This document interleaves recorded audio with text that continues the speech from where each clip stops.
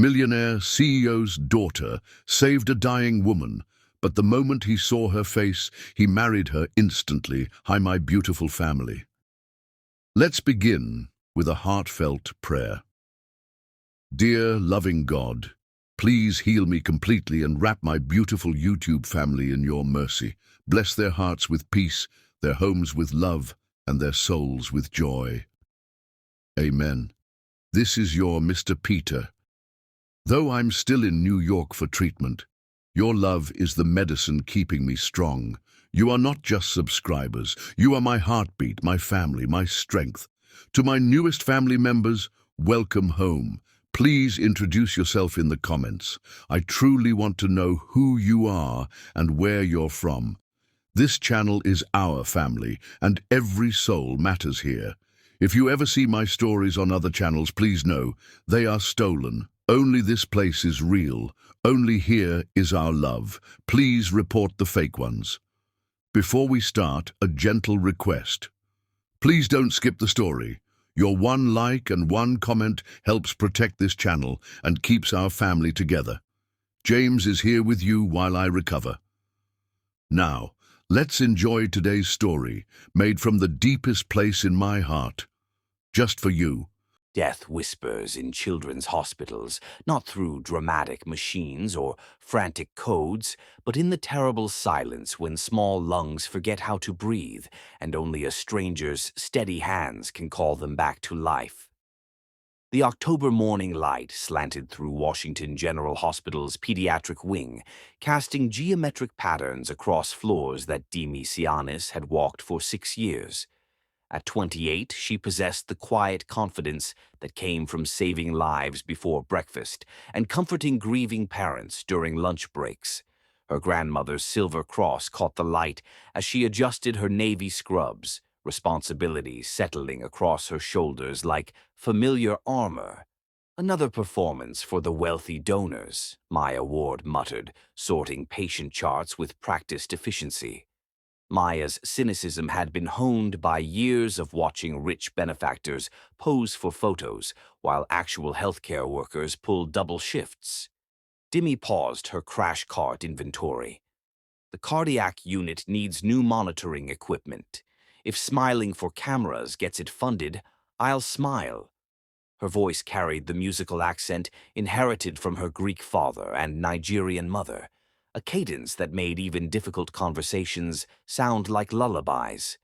The pediatric ward hummed with controlled chaos, monitors beeping in harmony, soft squeaks of nurses' shoes, whispered prayers in multiple languages. Demi could read the subtle variations in this symphony like a conductor distinguishing instruments. Today felt different, charged with anticipation that preceded either miracles or disasters. Dr. Henry Reed appeared, silver hair immaculate despite the early hour. "Staff meeting in 5, he announced. "The Simpson Foundation arrives at 10. Everyone knew Nick Simpson, the widowed CEO who'd built his father's construction company into a billion-dollar empire, the philanthropist whose foundation quietly funded medical research citywide. Magazine covers showcased his angular handsomeness, but even in photographs, his eyes held shadows suggesting victory's price. 20 minutes later, the elevator chimed with expensive engineering's authority. Nick Simpson stepped into their world. Demi's breath caught, not from his undeniable presence, though photographs hadn't captured how perfectly his charcoal suit fit his tall frame, or how premature silver in his dark hair suggested distinction rather than aging, but from the little girl beside him. Erin Simpson was 7 and heartbreakingly beautiful, with her father's piercing blue eyes and dark waves past her shoulders. She wore navy wool over white dress, small hand trusting in her father's larger one. But her pallor caught Demi's trained attention, the subtle grayish undertones suggesting cardiovascular stress, slightly rapid breathing, faint bluish tinge around lips that should have been healthily pink. "Welcome to Washington General," Dr. Reed stepped forward with his practiced smile. "We're honored, Mr. Simpson. This must be Miss Erin."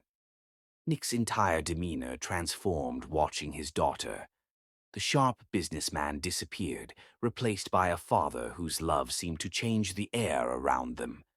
Erin's anticipated this visit for weeks. She wants to see where the angels work. Angels? Dr. Reed raised an eyebrow. That's what I call nurses, Erin explained with childhood serious intensity. They help people feel better when they're sick and scared, just like angels.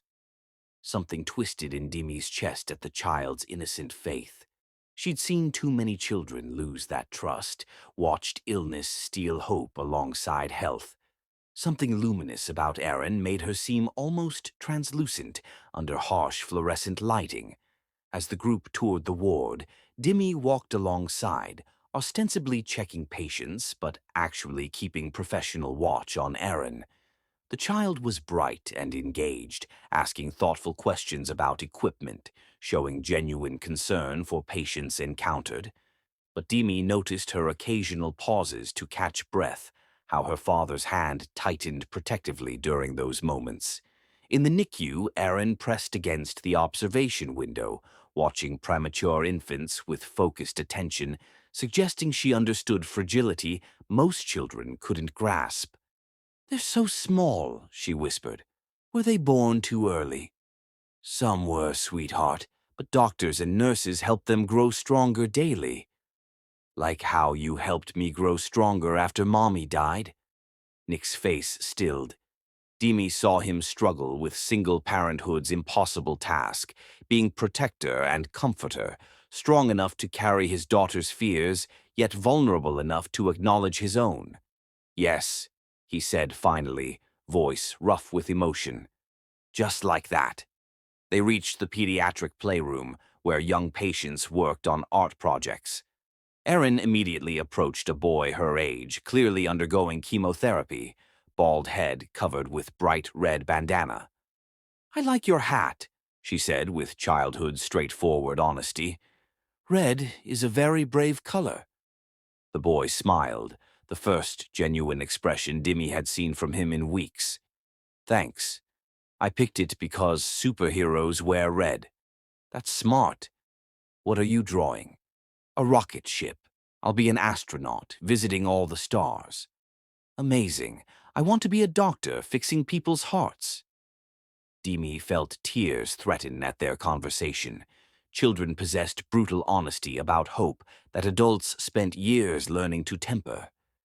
She watched Nick observe his daughter's natural empathy, seeing pride and love and something deeper, recognition that his child might be too good for a world that had already taken so much. "Miss." Dimi turned. Erin looked up with striking blue eyes. "Yes, sweetheart. Are you one of the angels working here?" The innocent question nearly broke Dimi's professional composure. "I'm a nurse. I try helping people feel better when sick." "Then you are an angel. What's your name?" "Dimi, short for Dimitra." "Beautiful name. It sounds like music." Before Dimi could respond, Erin suddenly swayed. The change was subtle but immediate, face shifting from pale to ashen, breathing shallow and rapid, eyes taking on glassy quality Dimi recognized as collapse's precursor. "Erin." Nick was instantly beside her, businessman's composure cracking to reveal terrified father beneath. "Daddy, I feel—" Words trailed off as knees buckled. Dimi moved without conscious thought, body responding to 6 years of training and instinct. She caught Erin before the child hit floor, immediately assessing breathing, pulse, consciousness, while lowering her gently to carpet. "Call for crash cart," she ordered, voice carrying expertise's authority. Around them, the playroom erupted into controlled chaos, but Dimi's world narrowed to the small, still form in her arms. Erin's pulse was rapid and irregular, dangerous arrhythmia potentially fatal without immediate correction. Lips turning blue, breathing increasingly labored. "Come back, sweetheart," Dimi murmured, beginning chest compressions with precise pressure for delicate ribcage. "Your daddy needs you to come back." Nick dropped beside them, face white with terror. "Will she be okay? Please," Tell me she'll be okay. Demi met his eyes over his daughter's still form, seeing every parent's worst nightmare manifest. I'll take care of her, she promised, voice steady despite gravity. But stay calm and let me work. Dr. Reed arrived with pediatric crash cart. Together they stabilized Aaron's heart rhythm. Demi's hands moved with practiced precision, starting IV, administering medication, monitoring response. She spoke constantly to Aaron, Doctor, Reed, Nick, voice creating calm center in medical intervention storm. Heart rate stabilizing, Dr. Reed announced after minutes feeling like hours. Blood pressure rising. As if summoned, Erin's eyes fluttered open. She looked around confused before settling on her father's tear-streaked face. Daddy? Why are you crying? Nick made a sound, half laugh, half sob, carefully taking his daughter's hand. You scared me, baby girl. So much. I'm sorry, Aaron whispered, then looked at Demi with remarkable blue eyes. Thank you for taking care of me, Angel Demi. Something fractured in Demi's chest. In 6 years of nursing, she'd saved countless lives, comforted hundreds of families, witnessed miracles and tragedies equally. But something about this moment, this brave girl calling her angel, this terrified father looking at her with profound gratitude, felt different. As medical team prepared transferring Aaron to cardiac unit for monitoring, Nick caught Demi's hand. His touch was warm, surprisingly gentle for such powerful man. When their eyes met, she felt the world shift slightly. Thank you, he said, voice raw with emotion. You saved her life. She'll be fine, Demi replied, though something in his gaze made her forget carefully cultivated professional distance. I promise. Neither knew this moment, collision of crisis and courage, love and loss and unexpected hope, would be everything's beginning. That within hours Nick Simpson would question every assumption about love, fate, second chances. That Demi Sianis would discover sometimes the heart meant for healing wasn't in hospital beds, but walking halls in $1,000 suits, carrying scars she'd never learned to treat. All they knew was that in a pediatric playroom on October morning, surrounded by children's art and medical equipment's beeping, something had begun that would change all their lives forever. Outside hospital windows, Washington, D.C. continued its daily rhythm, but inside these walls, a love story was taking first breath, fragile and precious, and full of potential as the small heart that had just learned to beat steadily again. Chapter 2. Eyes That Stop Time. Love arrives like lightning, not the gentle sunrise poets describe, but a brilliant strike that illuminates hidden landscapes of the heart, revealing beauty and terror in equal measure, demanding you choose between shadow's safety and standing fully in dangerous light. Washington General's cardiac ICU existed in perpetual vigilance, where monitor beeps created mechanical lullabies for hearts too fragile to beat without electronic supervision.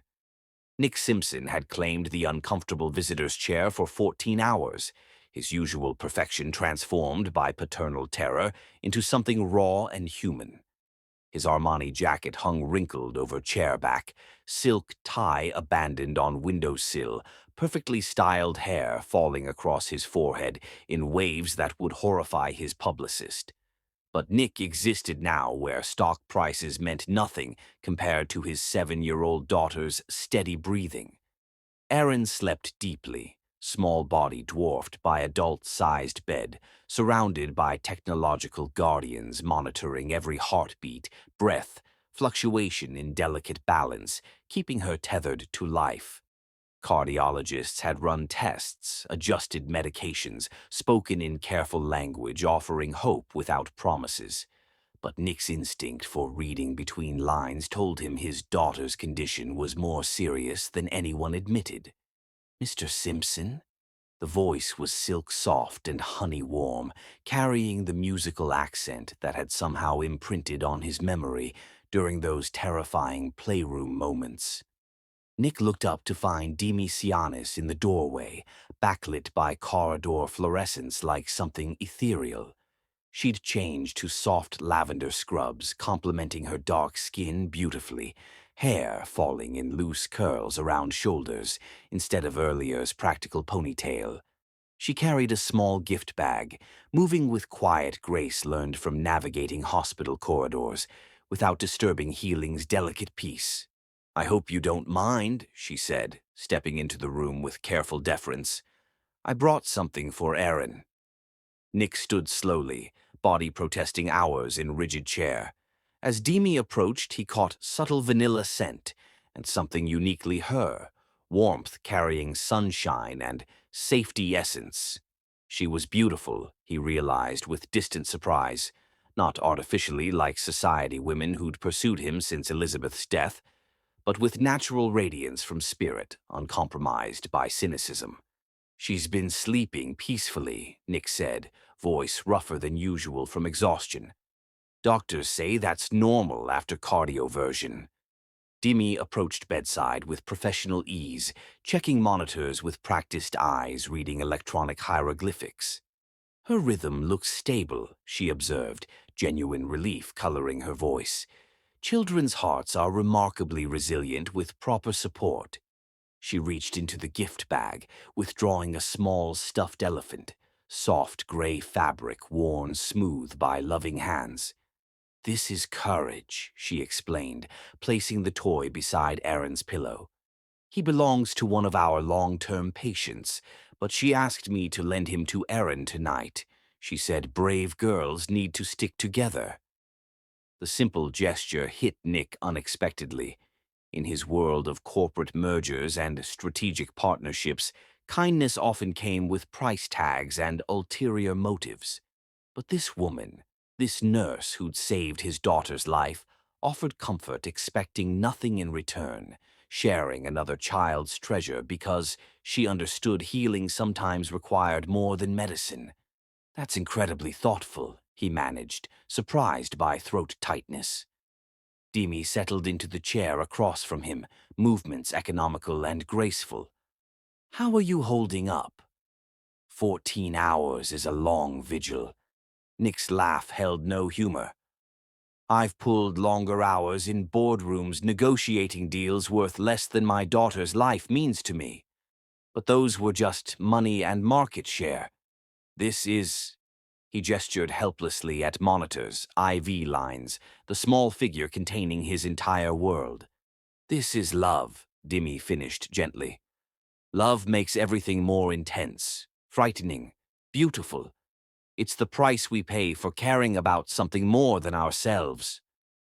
Words hung between them, carrying weight neither fully understood yet. Nick found himself studying her face in dim lighting, intelligent brown eyes seeming to see through carefully constructed defenses, full lips curving naturally upward as if joy were her default setting, strong jawlines suggesting a woman who'd learned to stand ground in a world not always welcoming feminine strength. "Tell me about her," Demi said, nodding toward Aaron.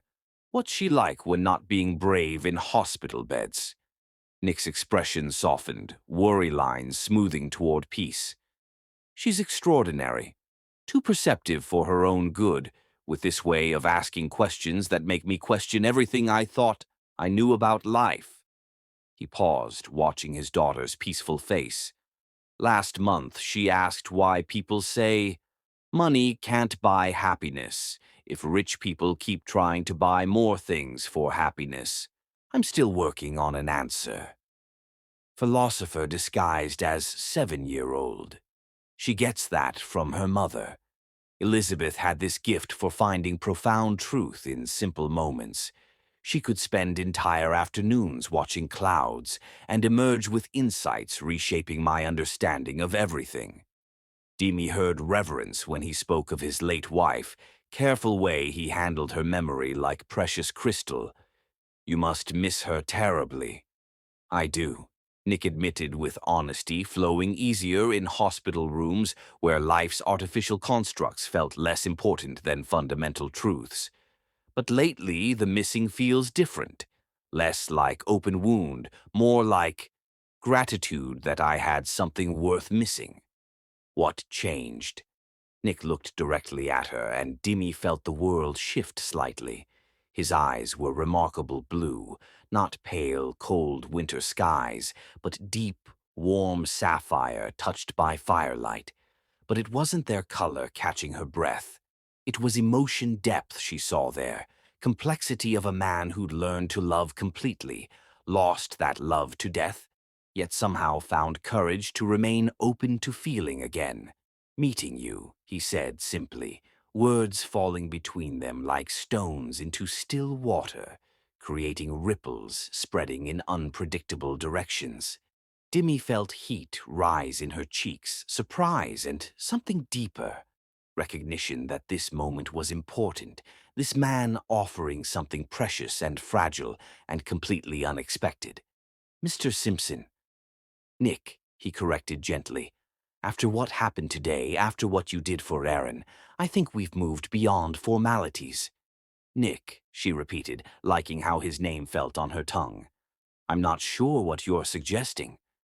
I'm not sure either, he admitted with self-deprecating smile transforming his entire face. 6 months ago, I thought I had life figured out. Widowed father, focused on building business empire for my daughter's future.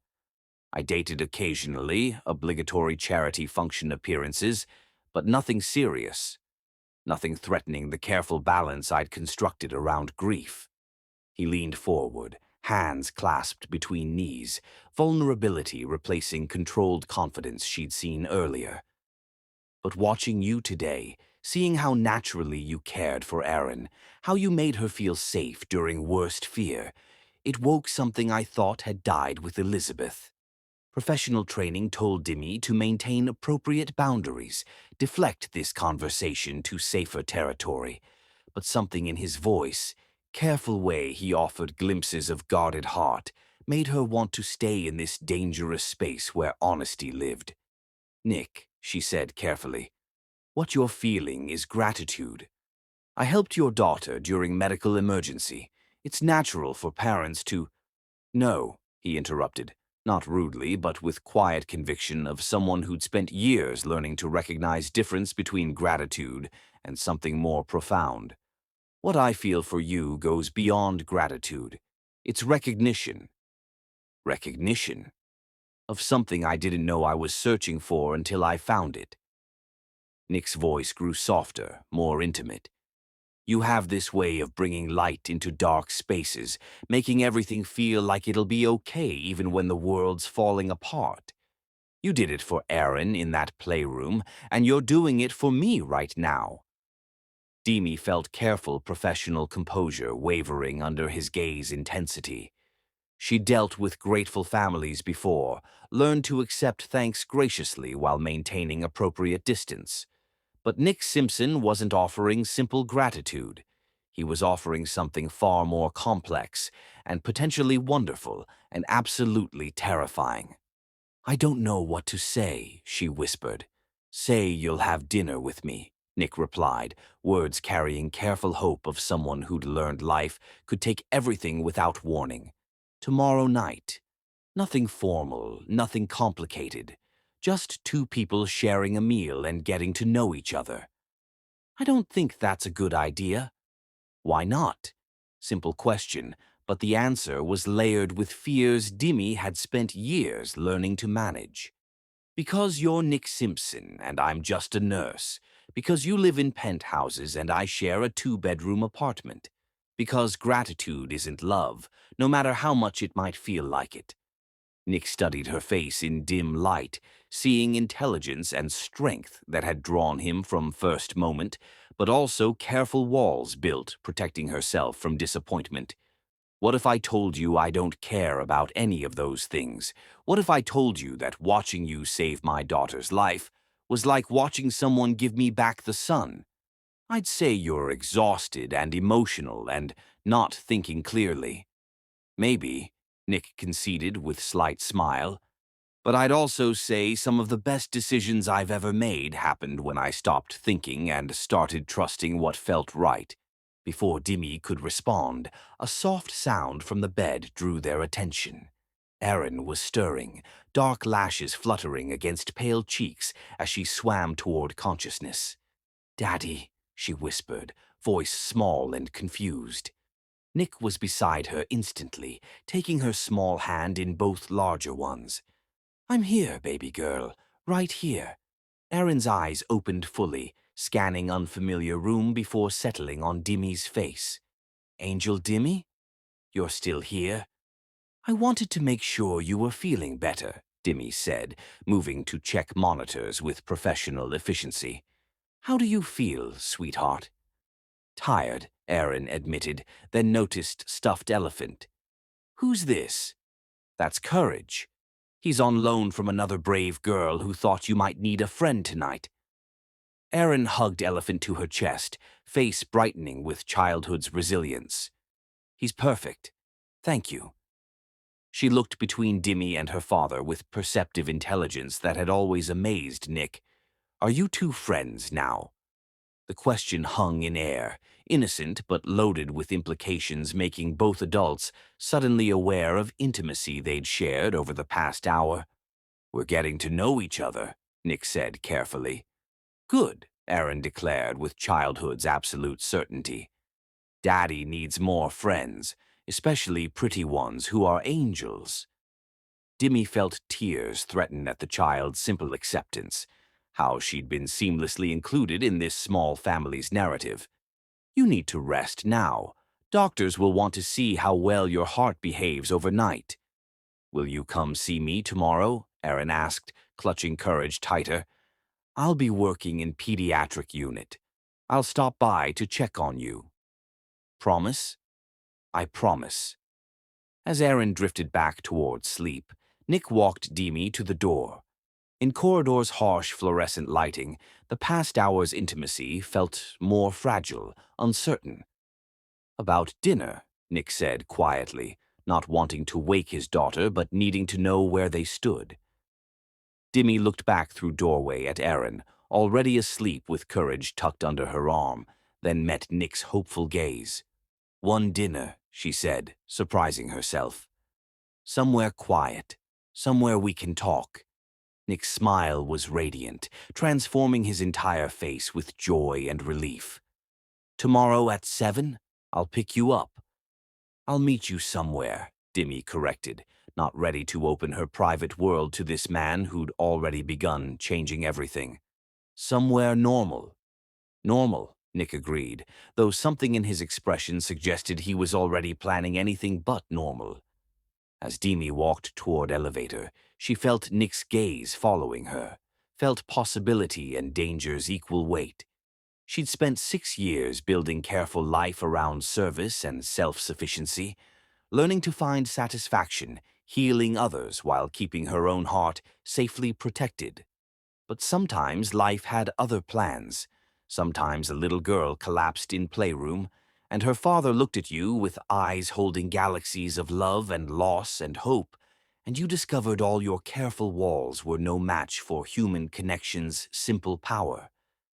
Elevator doors closed on her reflection, woman who looked exactly the same as that morning, but somehow felt fundamentally altered. Tomorrow she would have dinner with Nick Simpson, and something told her nothing would ever be quite the same again. Chapter 3. The Impossible Proposal. There are moments when the heart recognizes truth so profound that logic becomes irrelevant. When love arrives not as gentle awakening, but as revolution, demanding complete reconstruction of everything you believed about possibility, timing, and the sacred mathematics of human connection. The family consultation room at Washington General existed in carefully managed neutrality, beige walls witnessing every human emotion, fluorescent lighting rendering all complexions equally pale, furniture designed for comfort without encouraging extended stays. At 6:23 a.m. on Thursday, with October rain painting abstract patterns on the single window, it felt like the universe's most important room. Nick Simpson hadn't slept in 38 hours. Not since Erin's collapse, not through endless nights monitoring her heart rhythm, not during carefully worded conversations with cardiologists who spoke in medical probabilities rather than promises. His usually immaculate appearance had been stripped to essentials: wrinkled dress shirt, loosened tie, exhaustion that settled into bone and sinew, changing how he inhabited his own skin. Dr. Reed had delivered news with gentle precision, learned from 25 years of pediatric cardiology. Aaron's condition was manageable but serious: congenital arrhythmia requiring ongoing medication, regular monitoring, vigilant care that could transform ordinary parenting into delicate balance between protection and freedom. "She can live completely normally, doctor," Reed had assured them, silver hair catching harsh lighting as he explained treatment protocols. "With proper management, children with her condition often forget they have anything different about their hearts."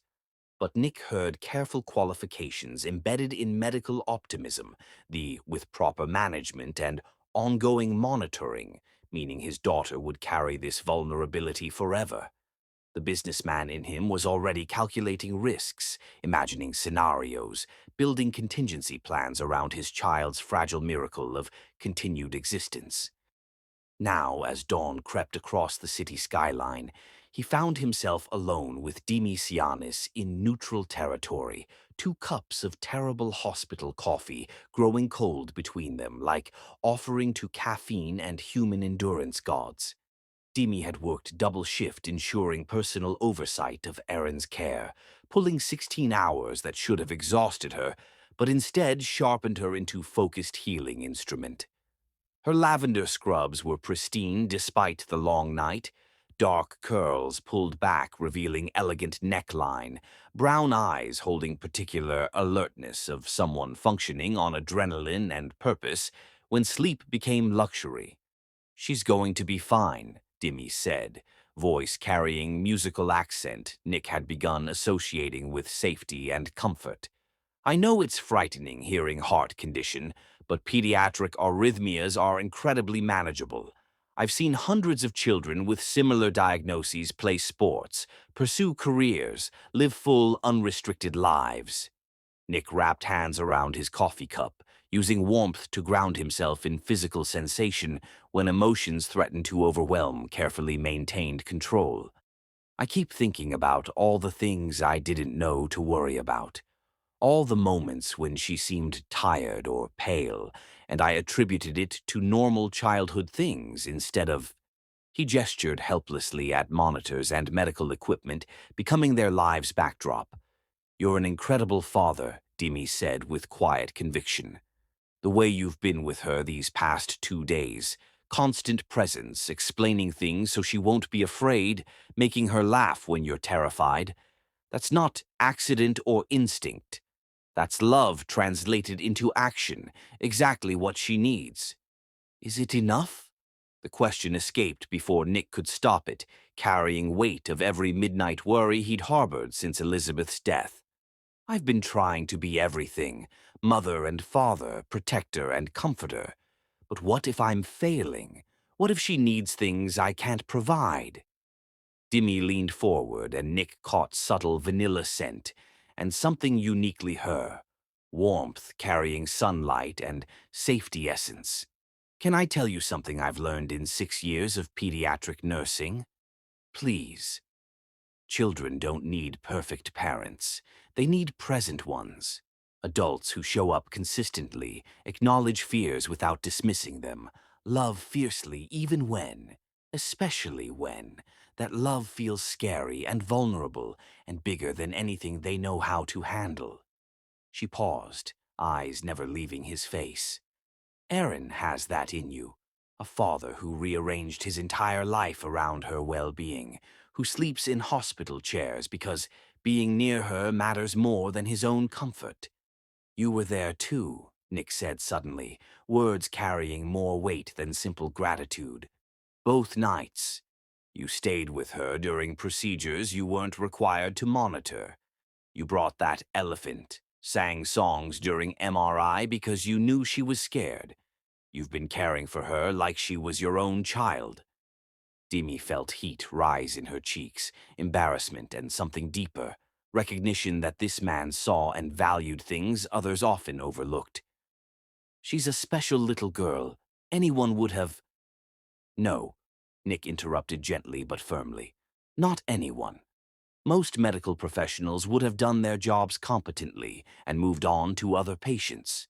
You made us feel like family. The word hung between them, carrying implications neither had fully acknowledged until this moment. Family. Such simple concept, yet so complex in execution. Daily choice to prioritize someone else's well-being above your own comfort. Find joy in another person's happiness. Create space where love could grow without conditions or expiration dates. Nick, Dimi said carefully, sensing they were approaching territory that could change everything between them. You've been under enormous stress. You haven't slept properly in days. The gratitude you're feeling is natural, but this isn't gratitude, Nick said, voice growing stronger with certainty. Or rather, it's gratitude, but it's also recognition. Of something I didn't know I was searching for until I found it. He stood abruptly, beginning to pace in small space with restless energy of someone whose emotions had grown too large for containment. 6 months ago, my biggest concerns were quarterly projections and market expansions. I had convinced myself that Aaron and I were enough, that we'd built something sustainable from our losses' ruins. But watching you these past few days, seeing how effortlessly you fit into our lives, how naturally you care for both of us. Nick, you're exhausted. You're not thinking clearly. I'm thinking more clearly than I have in years, he countered, stopping his pacing to face her directly. Do you know what I realized last night, sitting beside Erin's bed while you checked her monitors for the 100th time? Dimi shook her head, not trusting her voice. I realized I wasn't just grateful for what you did. I was grateful for who you are, for the way you hum unconsciously while working, how you always adjust lighting so it won't hurt patients' eyes, how you know every child's name instead of just room numbers. His voice grew softer, more intimate. I was grateful for the way you make me want to be a better man, not through criticism or expectation, but simply by being yourself. Nick, ... Dimi's voice was barely whisper. I love you. Words fell into space between them like stones into still water, creating ripples altering the very molecular structure of air they breathed. Dimi stared at him in shock, lips parted but unable to form sounds matching what he'd just offered's magnitude. Nick ran hands through dark hair, messing it further in gesture, making him look younger, more vulnerable. I know how that sounds. I know it violates every rule of appropriate timing and rational behavior, but it's also the most honest thing I've ever said. You don't love me, Dimi said finally, finding her voice. You love the idea of me. You love the nurse who helped your daughter. But you don't know me, not really. You don't know I'm stubborn and independent and have strong opinions about everything from politics to proper coffee brewing. Then tell me, Nick said simply, moving to sit directly across from her, close enough that she could see silver flecks in his blue eyes, fine lines speaking of sleepless nights and business pressures and single parenthood's weight. Tell me about your politics and coffee preferences. Tell me what makes you laugh and what keeps you awake at night. Tell me about your family, dreams, fears, everything. Sincerity in his voice almost undid her completely. Demi had spent 3 years since devastating breakup with Andrew Richardson, building walls around her heart, learning to trust her own judgment above promises of men who claimed to love her uniqueness until that uniqueness became inconvenient. This is insane, she whispered. Maybe, Nick agreed, leaning forward so their knees almost touched. But insane doesn't mean wrong. Some of life's most beautiful things don't make sense on paper. Before Dimi could respond, Nick did something shocking them both. He slid from his chair onto one knee. What are you doing? Dimi gasped, heart hammering against ribs. Something I should have done the moment I realized what you mean to me, Nick said, voice steady despite what he was about to ask's magnitude. He reached into his jacket pocket, withdrawing small velvet box worn smooth by decades of handling. Nick, get up, please. You're scaring me. I'm scaring myself, he admitted, opening the box to reveal stunning vintage engagement ring. Art Deco design with brilliant diamonds surrounded by smaller stones in intricate platinum setting, catching fluorescent lighting and throwing rainbows across beige walls. This was my grandmother's ring, Nick said, voice thick with emotion. She wore it for 63 years of marriage. My mother wore it for 38 years until my father died. Elizabeth said she was just keeping it safe until time came to pass it on to the woman who would love Erin like her own daughter. Demi felt tears spilling down cheeks, overwhelmed by history and hope's weight contained in the small platinum and diamond circle. Demi Sianis, Nick continued, voice growing stronger with each word. I'm not asking you to marry a stranger. I'm asking you to marry the man who has spent 38 hours watching you turn medical care into acts of love.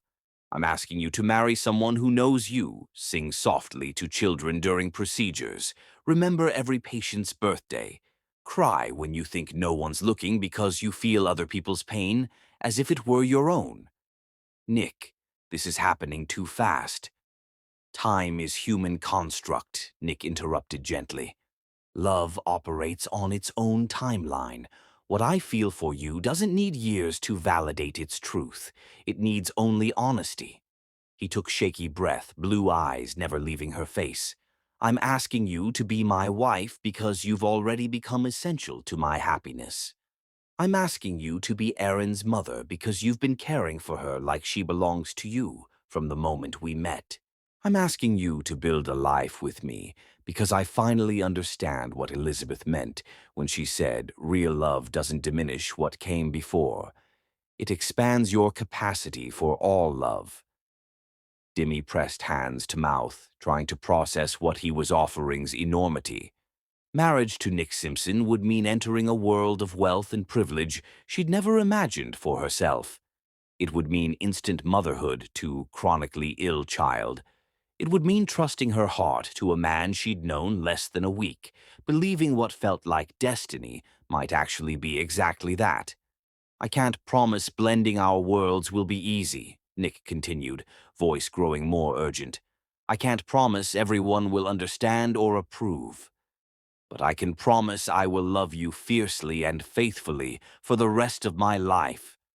I can promise I will support your dreams, respect your independence, never ask you to be anyone other than exactly who you are.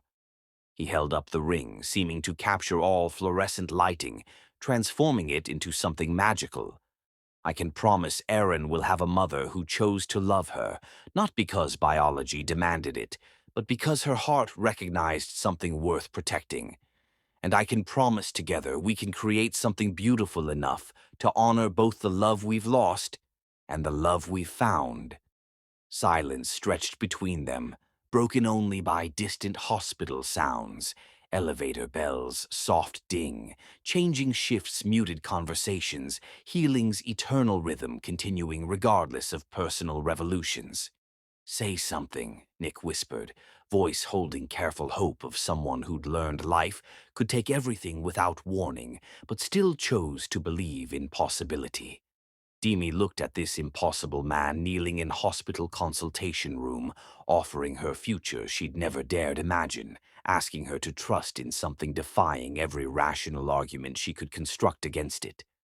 Yes, she whispered, so quietly he had to lean closer to hear. Yes, yes, I'll marry you, she said, voice growing stronger with each word. Yes, I'll be Erin's mother and your wife and your partner in whatever comes next. Yes, I'll take this leap of faith with you, even though it terrifies me. Nick's face transformed with joy so profound it seemed to illuminate the entire room. He slipped vintage ring onto her finger, and it fit perfectly, as if 3 generations of women had been keeping it safe for exactly this moment. I love you too, Demi said, words feeling both foreign and inevitable on her tongue. I love your devotion to Aaron, your strength in crisis, the way you make me believe fairy tales might actually come true. I love that you see me, really see me, and value what you find there. Nick rose and pulled her into his arms, holding her as if she were made of spun glass and starlight. When he kissed her, it was with reverence of someone sealing sacred promise, and Demi felt her carefully constructed world rearrange itself around this new truth. Sometimes love really did conquer all, not by erasing obstacles, but by making them irrelevant in the face of something larger than fear. Chapter 4. Hearts Under Fire. When the heart makes a decision that defies logic, the world conspires to test that choice through worried friends, protective family, and society's cruel whispers that cannot fathom love without conditions, profit margins, or carefully calculated social equations. The Washington Post's society page spread across Grace Cross's mahogany desk like a declaration of war. The headline screamed, "Billionaire's Whirlwind Romance. Nick Simpson, engaged to hospital nurse after 2 weeks," accompanied by the now infamous photo of their cherry blossom proposal, intimate, beautiful, and entirely too public for Grace's comfort.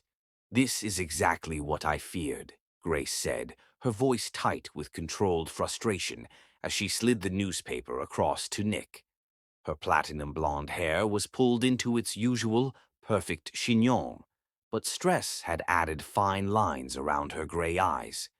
"The media has turned your love story into a tabloid spectacle." Nick barely glanced at the article. He'd already seen it that morning, along with 3 similar pieces in other papers and 5 blog posts speculating about Demi's gold digger motives.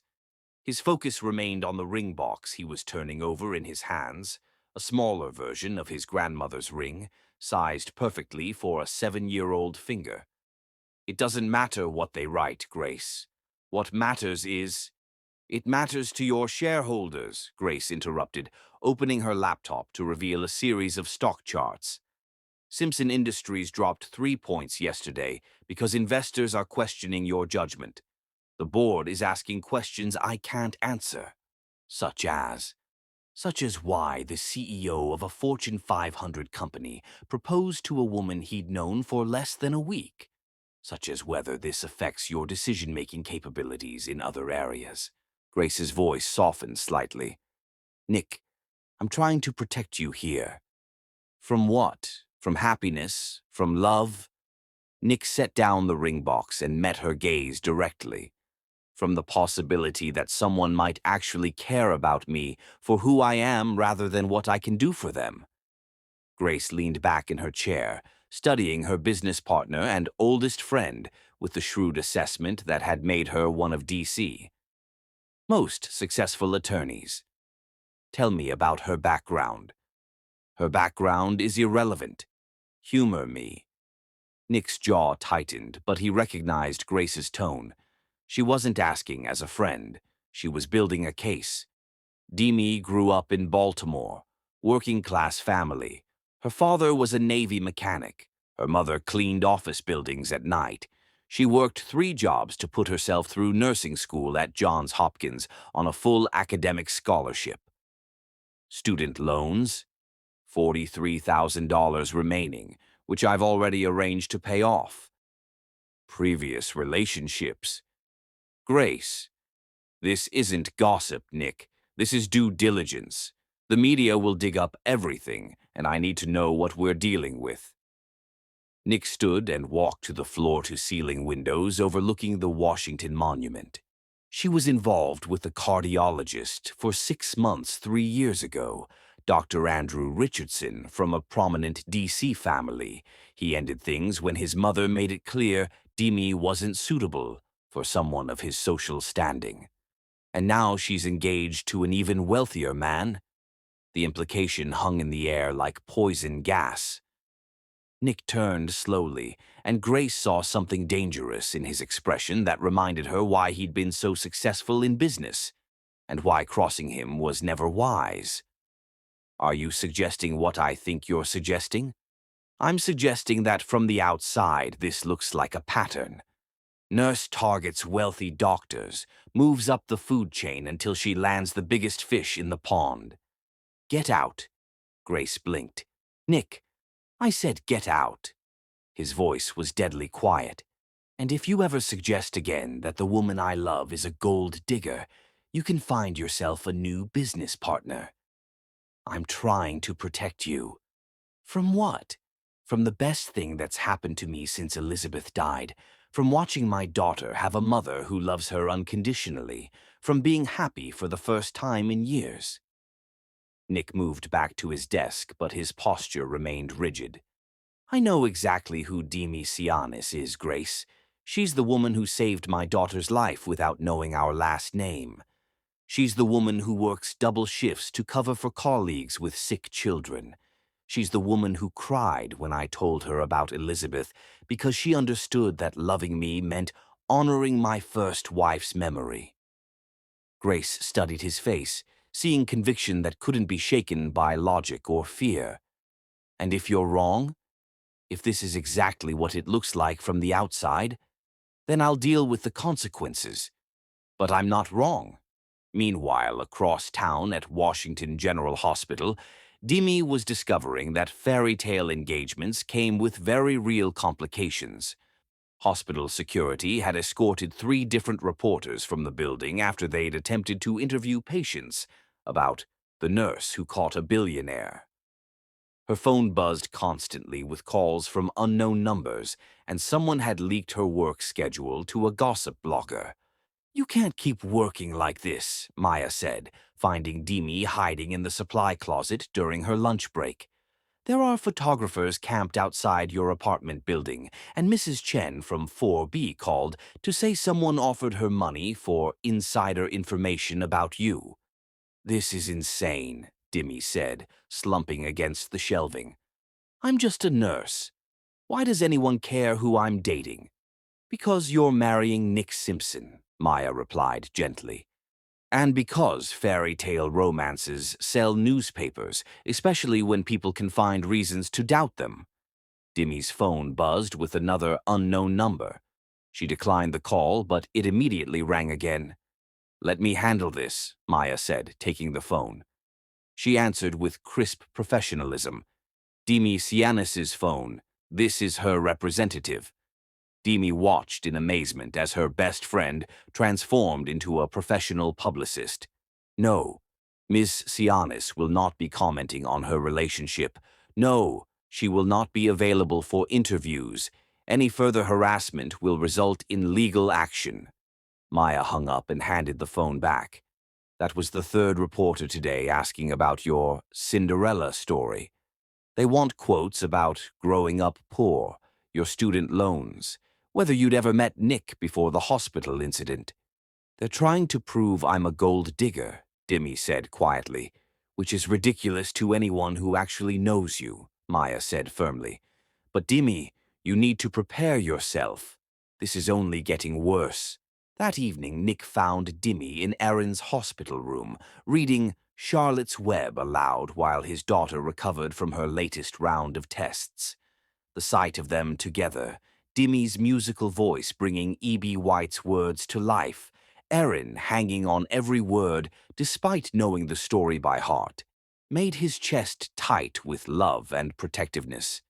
How's our patient today? He asked, kissing the top of Erin's head. Much better, Demi replied, closing the book and marking their place. Dr. Reed says she can go home tomorrow if her numbers stay stable overnight. Really? Erin's face lit up. Can we celebrate with ice cream? We can celebrate however you want, sweetheart, Nick said, settling into the chair beside Demi. But first, I have something for you. He pulled out the small ring box, and Erin's eyes went wide. Is that for me? It is. This is a very special ring that belonged to your first mommy when she was little. She always said she was saving it for a very important occasion. Nick opened the box to reveal a delicate gold band with a small diamond, Elizabeth's childhood ring, sized down to fit a 7-year-old finger. "Since Miss Dimmy is going to be your new mommy," Nick continued, "we thought you should have something special to show that we're all going to be a family together." Erin held out her hand solemnly as Nick slipped the ring onto her finger. It fit perfectly, catching the light as she moved her hand to admire it. "It's the most beautiful thing I've ever seen," she breathed. "Thank you, Daddy. Thank you, Mommy Dimmy." The word "mommy" hit Dimmy like a physical blow. She felt tears spring to her eyes as Erin threw her arms around her neck, holding tight. "I love you both so much," Erin whispered into Dimmy's shoulder. "I can't wait to be a real family." "We already are a real family," Dimmy whispered back, meeting Nick's eyes over their daughter's head. "We have been since the day we met." Later, as they walked to the hospital parking garage, Nick took Dimmy's hand. "I need to tell you something. Grace thinks we're moving too fast. The media attention is affecting the company's stock price, and the board is asking questions." "Maybe they're right," Dimmy said quietly. "Maybe we should slow down, give people time to adjust to the idea." Nick stopped walking. "Is that what you want?" "I want what's best for you and Erin. If that means waiting, no." Nick turned to face her fully. "Dimmy, I've spent the last 3 years making every decision based on what other people thought was best. Playing it safe, maintaining the status quo, never taking risks that might upset the careful balance I'd constructed around my grief." He cupped her face in his hands. "But you know what I've learned. Life doesn't wait for you to be ready. Love doesn't follow other people's timelines, and the only opinion that matters is ours. The whole world is watching us, Nick, waiting for us to fail. Then let's give them something worth watching," he said, kissing her softly. "Let's show them what real love looks like. The messy, complicated, absolutely irrational kind that changes everything and makes no sense to anyone except the people living it." Demi looked into his eyes, those remarkable blue eyes that had become her anchor in this storm of media attention and public scrutiny, and felt her fears quiet. Maybe the world would never understand their love story. Maybe people would always question their motives and timing. But what she and Nick had built together, what they were building with Erin, was too precious to sacrifice on the altar of public opinion. "You're right," she said, standing on tiptoe to kiss him back. "Let them watch. Let them doubt. We know what we have. And what do we have?" "Everything," Demi said simply. "We have everything that matters." As they drove home through the D.C. streets, past the monuments and memorials that had witnessed countless love stories throughout history, Nick and Demi knew they were facing their first real test as a couple. But they also knew they would face it together, with Erin between them and love as their armor against whatever storms lay ahead. Because some love stories aren't meant to be easy, they're meant to be true, and truth, in the end, was the only thing that mattered. Chapter 5. The Perfect Storm. Love reveals its true strength not in moments of crisis, but in quiet Sunday afternoons when the mundane realities of blending two different worlds test whether fairy tale romance can survive the beautiful, terrifying ordinariness of building a life together. Sunday morning at Nick's penthouse began with the kind of domestic chaos that no amount of wealth could prevent.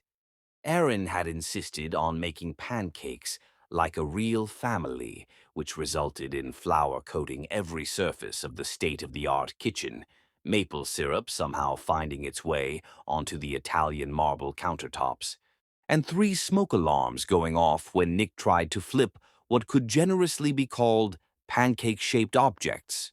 "I think they're supposed to be golden brown, not charcoal black," Demi observed, waving a dish towel at the nearest smoke detector while trying not to laugh at Nick's expression of complete bewilderment. "The recipe said medium heat," Nick protested, holding up his tablet where he'd pulled up a supposedly foolproof pancake tutorial. "I followed the instructions exactly." "Daddy, you have to feel the cooking, not just follow the rules," Aaron explained with the patience of someone educating a particularly slow student. That's what Grandma Elizabeth used to say. Cooking is about love, not numbers. Demi felt the familiar pang whenever Elizabeth was mentioned.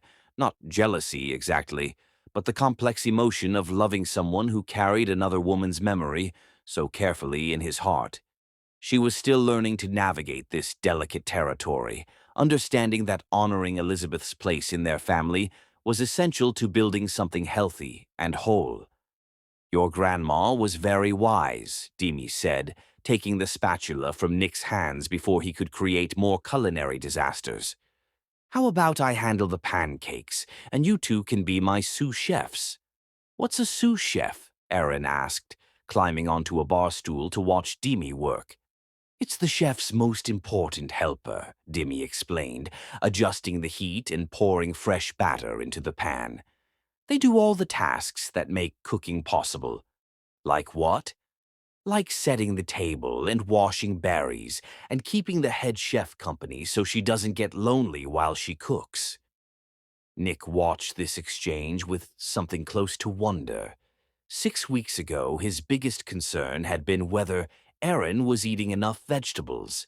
Now he was watching the woman he loved seamlessly integrate herself into their morning routine, turning what could have been a disaster into a moment of connection and learning. Nick, Demi said softly, not turning from the stove, you're staring again. I'm memorizing, he replied, the same response he'd given her before, but with deeper meaning now. I want to remember exactly how you look in my kitchen, teaching our daughter, making everything feel like home. The word our hung in the air between them, weighty with implication. They'd been engaged for 2 weeks, but the practicalities of merging their lives were proving more complex than either had anticipated. Demi still maintained her own apartment, though she spent most nights at Nick's penthouse. Her nursing schedule often conflicted with his business meetings. And then there were the small, unexpected moments of culture clash that reminded them how different their backgrounds really were. Miss Demi, Erin said, swinging her legs as she watched Demi flip perfect golden pancakes. Why do you still have your old apartment if you live here now?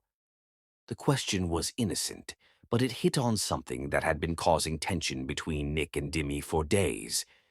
Nick wanted her to move in completely, to make the penthouse officially their shared home. Demi wasn't ready to give up her independence so completely, even though she couldn't articulate exactly why.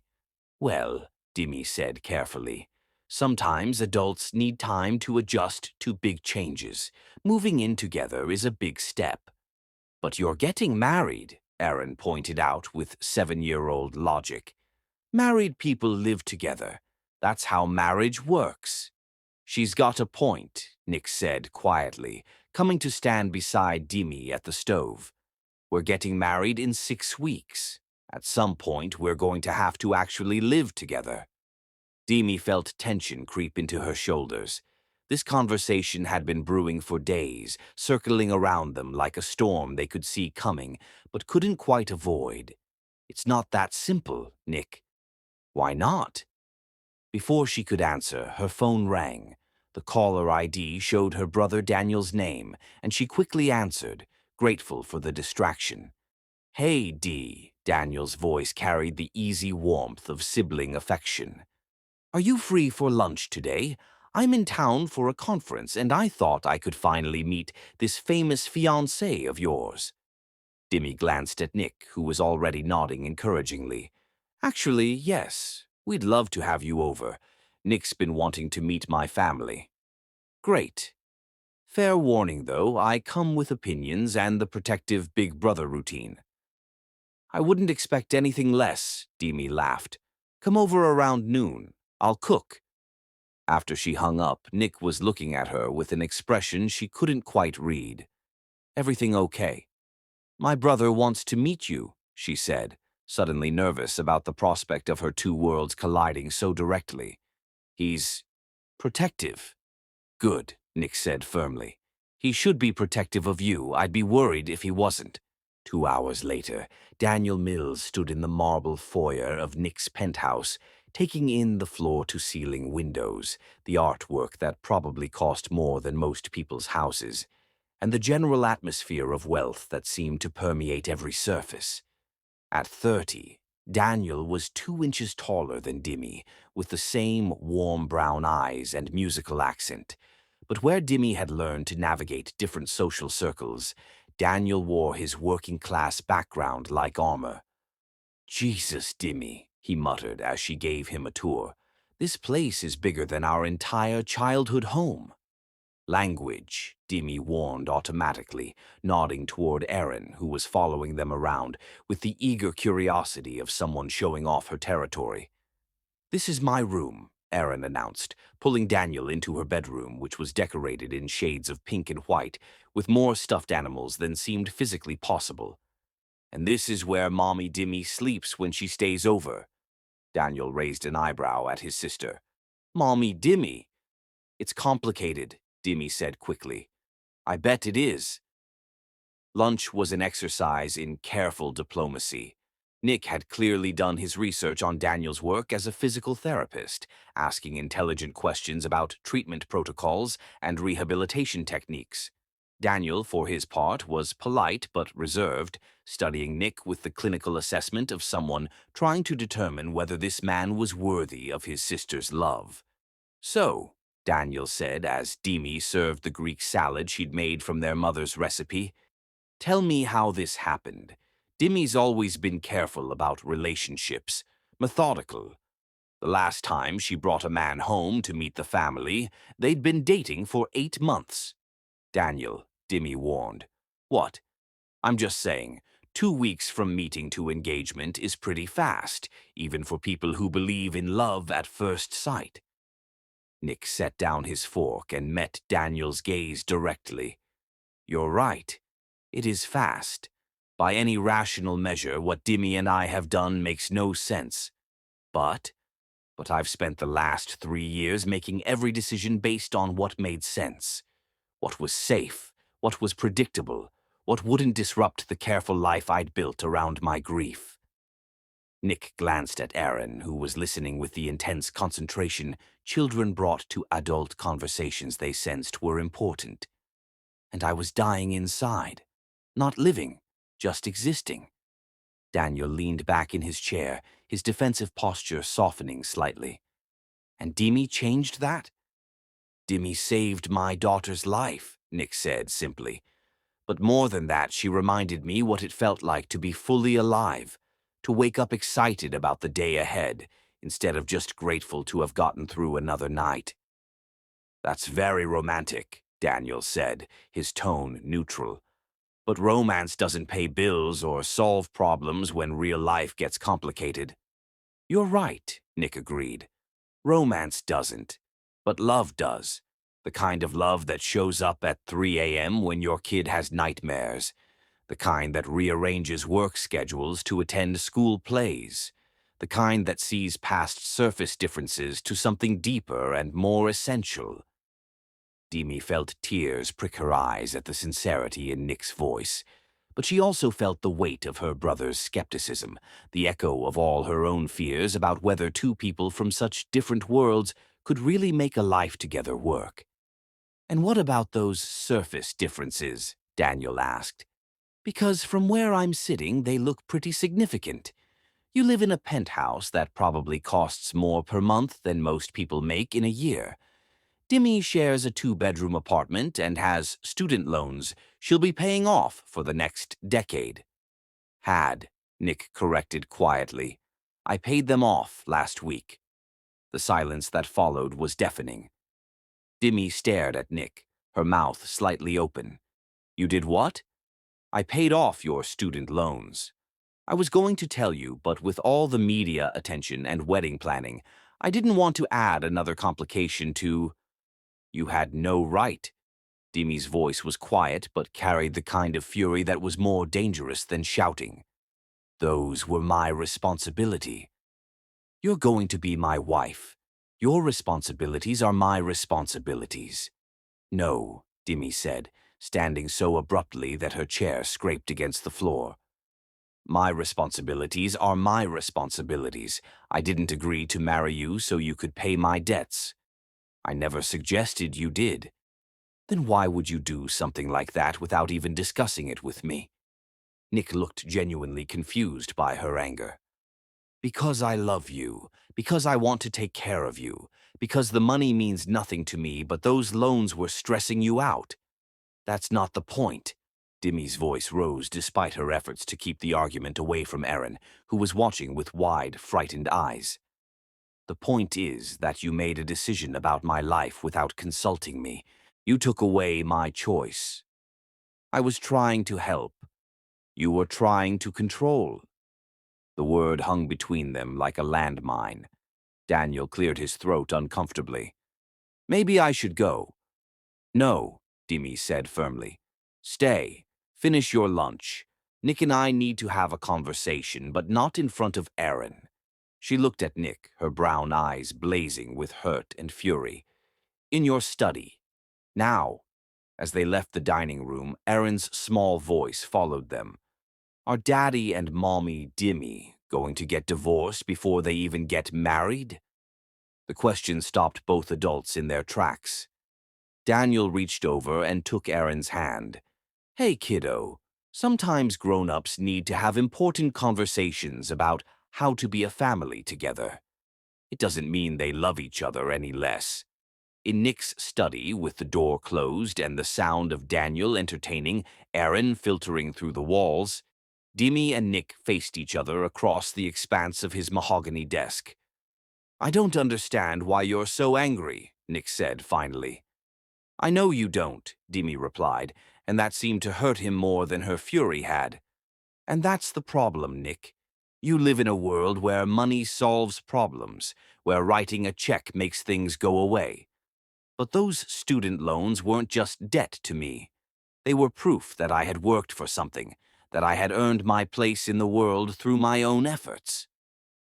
I wasn't trying to diminish what you accomplished. But you did. Whether you meant to or not, you took away something that was mine. You made a decision about my financial life without consulting me. How is that different from what Andrew Richardson's mother did when she decided I wasn't good enough for her son? Nick felt like he'd been punched in the stomach. That's not the same thing at all, isn't it? In both cases, wealthy people decided what was best for me without considering what I wanted. The only difference is that you claim to love me while you're doing it. They stared at each other across the desk, the weight of their different backgrounds and expectations settling between them like fog.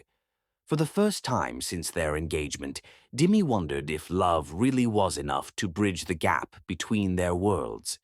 I don't know how to do this, Nick said finally, his voice small and lost. I don't know how to be with someone without trying to protect them, provide for them, solve their problems. It's how I loved Elizabeth. It's how I love Erin. But I'm not Elizabeth, Demi said gently, her anger cooling into something more like sadness. And I'm not Erin.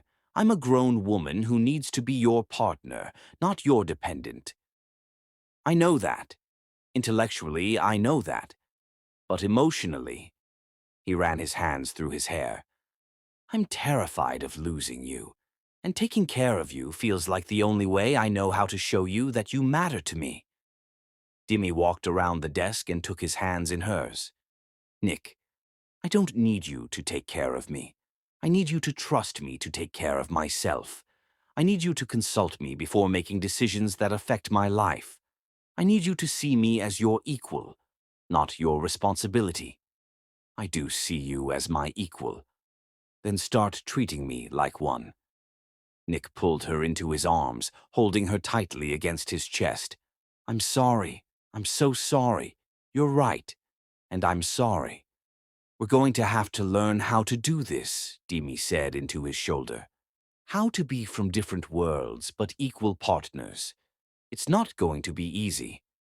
Nothing worth having ever is, Nick replied, pressing a kiss to the top of her head. But I want to learn.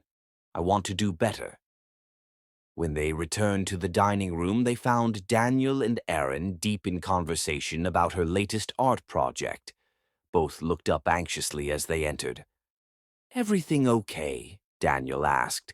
"We're working on it," Demi said honestly. "But yes, everything's okay." Erin slipped from her chair and hugged both of them around the waist. "I was scared you were going to stop loving each other." "Never," Nick said firmly. "Sometimes people who love each other have disagreements about how to show that love, but that doesn't mean the love goes away." "Good," Erin said with 7-year-old pragmatism. "Because I already told my teacher you were going to be my new mommy, and I don't want to have to take it back." As Daniel prepared to leave, he pulled Demi aside. "He's not what I expected," he said quietly. "Better or worse? Different. He loves you. That much is obvious. But love isn't always enough, Dee. You two are going to have to work harder than most couples because you're starting from such different places." "I know," Demi said, "but I think we can figure it out." "I hope so," Daniel said, hugging her tightly, "because despite my concerns, I can see that he makes you happy, and you deserve to be happy." That evening, after Erin was asleep and the dishes were done, Nick and Demi sat on the penthouse balcony, watching the lights of Washington, D.C. sparkle below them. "I have something for you," Nick said, pulling out an envelope. Demi tensed. "Nick, if it's another check—" "It's not," he said quickly. "Open it." Inside the envelope was a bank statement showing that Nick had transferred the exact amount of her student loan payoff into her personal account. "I can't take the money back," he said. "The loans are paid, but I can give you the choice of what to do with the equivalent amount. Pay me back if that's important to you. Donate it to charity. Invest it. Whatever you want. The choice is yours." Demi looked at the statement, then at Nick's face, seeing the sincerity there. It wasn't perfect. The loans were still gone. The choice still made for her initially. But it was a start. It was him trying to understand what she needed. "Thank you," she said softly. "This is better." "I'm going to mess up again," Nick warned. "Probably soon. I've been making unilateral decisions for so long that it's become instinct." "Then I'll call you on it. And you'll do better next time. That's how partnerships work." "Is that what we are? Partners?" Demi smiled, leaning over to kiss him softly. "We're partners. We're lovers. We're about to be husband and wife and co-parents to an amazing little girl. We're whatever we choose to be, as long as we choose it together." As they sat in comfortable silence, looking out over the city they both loved, both of them knew they had just navigated their first real test as a couple. There would be others, more moments when their different backgrounds and expectations would clash, more times when they would have to choose between the easy path and the right one. But they also knew they had something worth fighting for, something worth the hard work of learning to love across the divides of class and culture and life experience. They had each other. They had Erin. And they had the growing understanding that the best love stories weren't the ones that came easily, but the ones that were built consciously, deliberately, with mutual respect and genuine partnership. It was, they were learning, the most beautiful foundation of all. Chapter 6. Walls Come Down. True intimacy is born not in moments of passion, but in the quiet spaces where two souls dare to show their scars, where the masks we wear for the world fall away, and we stand vulnerable before the one person we hope will see us truly and love us anyway. The Georgetown waterfront glowed amber and rose as the sun set over the Potomac River. Nick had chosen this quiet spot along the walking path for its privacy, far enough from crowds to allow intimate conversation, public enough that Demi might feel comfortable opening up. 3 weeks had passed since their engagement, and while their love had only deepened, Nick sensed walls around Demi's past that she hadn't yet trusted him to see beyond. They walked in comfortable silence, Erin skipping ahead of them, her sling now colorful with stickers and signatures from hospital staff. She had insisted on coming along, declaring that family walks were much more fun than grown-up talks. Nick had noticed how naturally Dimmy smiled at being included in Aaron's definition of family. "Miss Dimmy, look," Aaron called out, pointing to a family of ducks swimming near the shore. "The babies are following their mama just like I follow you and Daddy." Dimmy laughed, the sound music to Nick's ears. "They're learning to swim properly. Soon they'll be big enough to swim anywhere they want." "But they'll still stay with their family, right?" Aaron asked, genuine concern in her voice. "The best families always stay together," Nick said, catching Dimmy's eye with meaningful look. "No matter what challenges they face." As Aaron ran ahead to get closer to the ducks, Nick took the opportunity to study Dimmy's profile. She was beautiful in the evening light, her dark skin glowing warm and golden, curls moving gently in the river breeze. But there was something pensive in her expression, a distance that hadn't been there before their argument about the student loans. "You're quiet tonight," he said softly. "Is everything okay?" Demi was silent for a moment, watching Aaron crouch carefully by the water's edge, mindful of her healing ribs. "I've been thinking about what you said at the hospital, about becoming part of your family. And I'm scared that you don't really know what you're asking for," Demi said quietly. "You see me at my best, Nick. You see me competent and caring and strong. But you don't know where I come from or what shaped me or why I became so fiercely independent in the first place." Nick stopped walking, gently taking her arm so she would face him. "Then tell me everything." Demi looked into his eyes, those remarkable blue eyes that had become her anchor, and saw only patience and genuine interest. No judgment, no hidden agenda, just a man who wanted to know the woman he was falling deeper in love with each day. "I grew up in Baltimore," she began, her voice carrying the musical accent he loved. "My father, Alexios, was first-generation Greek-American who worked 16-hour days as a Navy mechanic to support his family. My mother, Adesi, was a Nigerian immigrant who cleaned office buildings at night so she could be home with us kids during the day." "How many siblings do you have?" "3. I'm the oldest. Daniel is 2 years younger. You met him. Then there's Sophia, who's finishing her master's in social work, and Marcus, who just started his sophomore year at Howard University on a pre-med scholarship." Demi's face softened with obvious love for her family. "My parents sacrificed everything to make sure we all got good educations." Nick felt a swell of admiration for this woman who came from such strength and determination. "They sound incredible." "They are. But Nick, we were poor.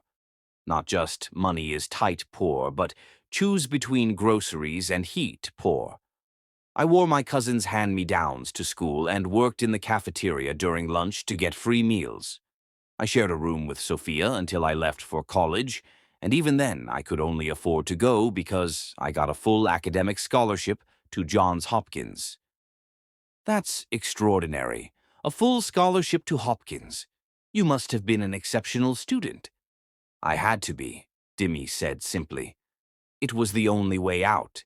But Nick, even with the scholarship, I still had to work 3 jobs to pay for books and living expenses. I cleaned offices like my mother, tutored younger students, and worked weekends at a local clinic filing medical records. That's where I first saw nurses in action." She paused, watching as Aaron carefully fed breadcrumbs to the ducks from a small bag Nick had brought along. "There was this one nurse, Mrs. Washington. She was probably in her 50s, had been working at that clinic for 20 years, and she had this way of making every patient feel like the most important person in the world. She noticed I was interested in what they did, and she started explaining procedures to me, letting me shadow her during breaks." "Is that when you decided to become a nurse?" "Not exactly," Demi said, her voice growing quieter. "That decision came later, when my little brother Marcus got sick." Nick felt his chest tighten at the change in her tone. "What happened?" He was 14, a freshman in high school, and he started having these horrible headaches. My parents took him to the emergency room twice, but both times they were told it was just stress, maybe tension from school. The doctors barely looked at him, just assumed that a black kid from our neighborhood was probably making it up for attention or pain medication. Nick felt anger rise in his chest at the implicit racism in that assumption, but he stayed quiet, sensing that Demi needed to tell this story in her own way. The third time Marcus collapsed at school, they rushed him to Johns Hopkins, where they discovered he had a brain tumor. A brain tumor, Nick. If we had caught it earlier, if those doctors had actually listened to us instead of dismissing us. She took a shaky breath. He needed surgery immediately. Is he okay now? Nick asked, though the fact that she'd mentioned Marcus being in college suggested a positive outcome. He is, thank God. The surgery was successful, and he's been cancer-free for 8 years now. But the experience of watching my baby brother fight for his life, of seeing how the nurses at Hopkins treated him with such compassion and skill. Demi wiped away a tear that had escaped down her cheek. That's when I knew what I wanted to do with my life. I wanted to be the person who listened, who cared, who made sure that no child ever felt unheard or unimportant. Nick reached for her hand, intertwining their fingers. That's why you're so incredible at what you do. You're not just treating symptoms, you're honoring the whole person. But don't you see? Demi turned to face him fully, her brown eyes bright with unshed tears. I come from a world where people like you don't usually care about people like me. I've seen what happens when different social classes try to mix. I've watched wealthy patients treat nurses like servants, like we're invisible. And I've been in relationships where men thought my background was charming until they realized it came with permanent limitations. Nick squeezed her hand gently. Tell me about that. Demi was quiet for a moment, clearly debating whether to continue. Then she seemed to make a decision. His name was Andrew Richardson. Dr. Andrew Richardson. He was a cardiologist from a very prominent family here in D.C. We met when I was working at Georgetown University Hospital, and he pursued me relentlessly. Flowers, expensive dinners, weekend trips to his family's estate on the Eastern Shore. Nick felt a stab of jealousy, but more than that, he felt a sense of foreboding about where this story was heading. For 6 months, I believed him when he said my background didn't matter, Demi continued. He said he admired my work ethic, my dedication to helping others. He even talked about introducing me to his family. But when he finally did, what happened? His mother took one look at me and knew exactly what I was. The daughter of a mechanic and a cleaning lady, someone who didn't belong in their world. She was polite, of course. These people always are. But she made it clear that I wasn't suitable for someone of Andrew's caliber. And Andrew, Demi's voice grew bitter. Andrew suddenly discovered that maybe we were moving too fast. Maybe we needed to slow things down. He chose his mother over you, Nick said, his voice tight with anger. He chose his world over me, Demi corrected.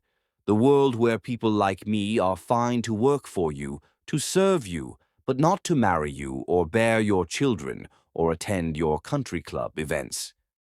Nick stopped walking completely, turning to face her. Demi, I am not Andrew Richardson.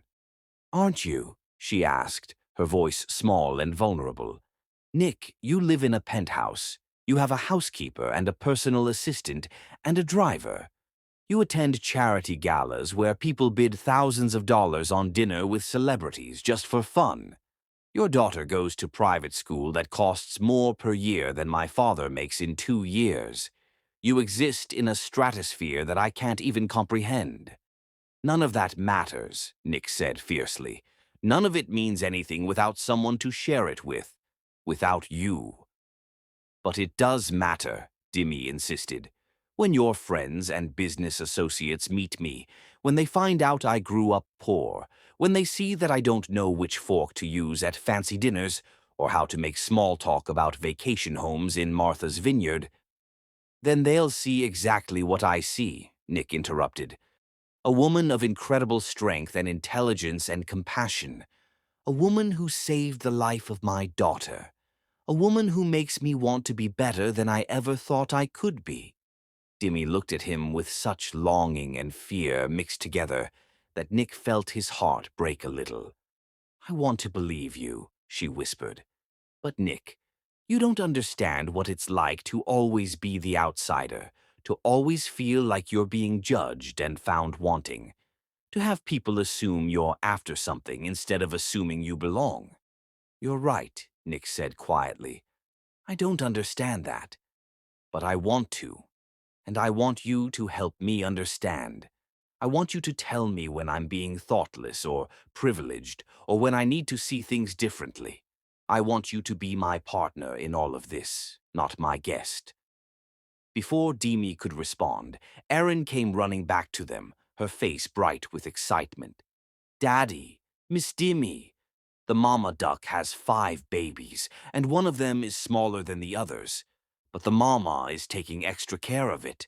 She grabbed both their hands, clearly wanting to share her discovery. The mama knows that the little one needs more help, so she keeps it close to her. Isn't that what families do? Nick and Dimmy looked at each other over Aaron's head, both struck by the simple wisdom of a 7-year-old's observation. Yes, sweetheart, Nick said softly, his eyes never leaving Dimmy's face. That's exactly what families do. They take care of each other, no matter what. As they started walking back toward the car, Aaron chattering happily about the ducks, Dimmy felt something shift inside her chest. Maybe Nick was right. Maybe love really could bridge the gap between their different worlds. Maybe she had been so focused on protecting herself from being hurt again that she was missing the chance to build something beautiful. Nick, she said quietly as he helped her into his car, there's something else you should know about me. He looked at her with complete attention, as if nothing else in the world mattered. I'm stubborn, she said with a small smile, and independent to a fault. And I have strong opinions about everything from politics to how to properly fold fitted sheets. And sometimes I work too much because I feel like I have to prove that I deserve to be there. Nick smiled back, the kind of smile that lit up his entire face. Is that supposed to scare me away? It's supposed to give you fair warning, Dimmy said. Because if we're really going to try this, you need to know that I'm not going to change who I am to fit into your world. I can't be someone I'm not. I wouldn't want you to, Nick said simply. I fell in love with exactly who you are. The stubborn, independent, brilliant, beautiful woman who saves lives and makes my daughter laugh and challenges me to be better. I don't want a woman who fits into my world. I want a woman who makes my world bigger and better just by being in it. As Nick started the car and began driving them home, Demi realized that for the first time since Andrew Richardson had broken her heart, she was ready to believe that maybe, just maybe, love really could conquer all. But she also realized that Nick hadn't told her his own story yet. And if they were truly going to tear down the walls between them, she needed to know what fears and scars he was carrying too. Nick, she said softly as they pulled into the penthouse garage, next time I want to hear about Elizabeth. I want to know about your first love and how you've been raising Aaron alone and what scares you about letting someone new into your life. Nick was quiet for a moment, then nodded. Next time, he agreed. I promise. As he walked her to the elevator and kissed her goodnight, soft and sweet and full of promise, Demi felt the last of her protective walls beginning to crumble. She was falling in love with Nick Simpson, despite every logical reason why she shouldn't. And for the first time in 3 years, that felt like the most right thing in the world. Chapter 7. The First Kiss. There are kisses that mark beginnings. First kisses, stolen kisses, kisses of promise and possibility. but some kisses exist in their own perfect universe, where two souls recognize they have found their home in each other, and the world becomes precisely as it should be. The tidal basin was Washington, D.C.'s crown jewel in early April, when thousands of cherry blossom trees burst into magnificent bloom around the calm waters that reflected the Jefferson Memorial like a dream made manifest. Nick had suggested meeting here during Dimmy's lunch break, claiming he wanted to show her the most beautiful sight in the city before the petals began to fall. What he hadn't told her was that he'd been carrying his grandmother's engagement ring in his jacket pocket for 3 days, waiting for the perfect moment to ask the question that had been burning in his heart since that first impossible proposal in the hospital consultation room. Today felt different. Today felt like destiny. Demi walked toward him along the tree-lined path, and Nick felt his breath catch as he watched her approach. She wore a simple yellow sundress that complemented her warm brown skin beautifully, her dark curls loose around her shoulders, moving with the natural grace that never failed to mesmerize him. But it was her smile, radiant and genuine, and entirely for him, that made his heart race with the force of recognition. This was his person, his future, his home. "This is incredible," she said as she reached him, gesturing at the canopy of pink and white blossoms that surrounded them like nature's cathedral. "I've lived in D.C. for 6 years, and I've never taken time to see the cherry blossoms properly." "That's a crime against beauty," Nick said, offering her his arm. "Come on, I want to show you the perfect spot." They walked slowly along the water's edge, soft petals falling around them like confetti. Other couples and families shared the path, but Nick had eyes only for the woman beside him. Over the past month since their engagement, they had talked every day, long phone calls stretching into night, quick text messages throughout busy days, stolen moments between her shifts and his meetings, where they learned each other's rhythms and dreams. "How's Erin feeling today?"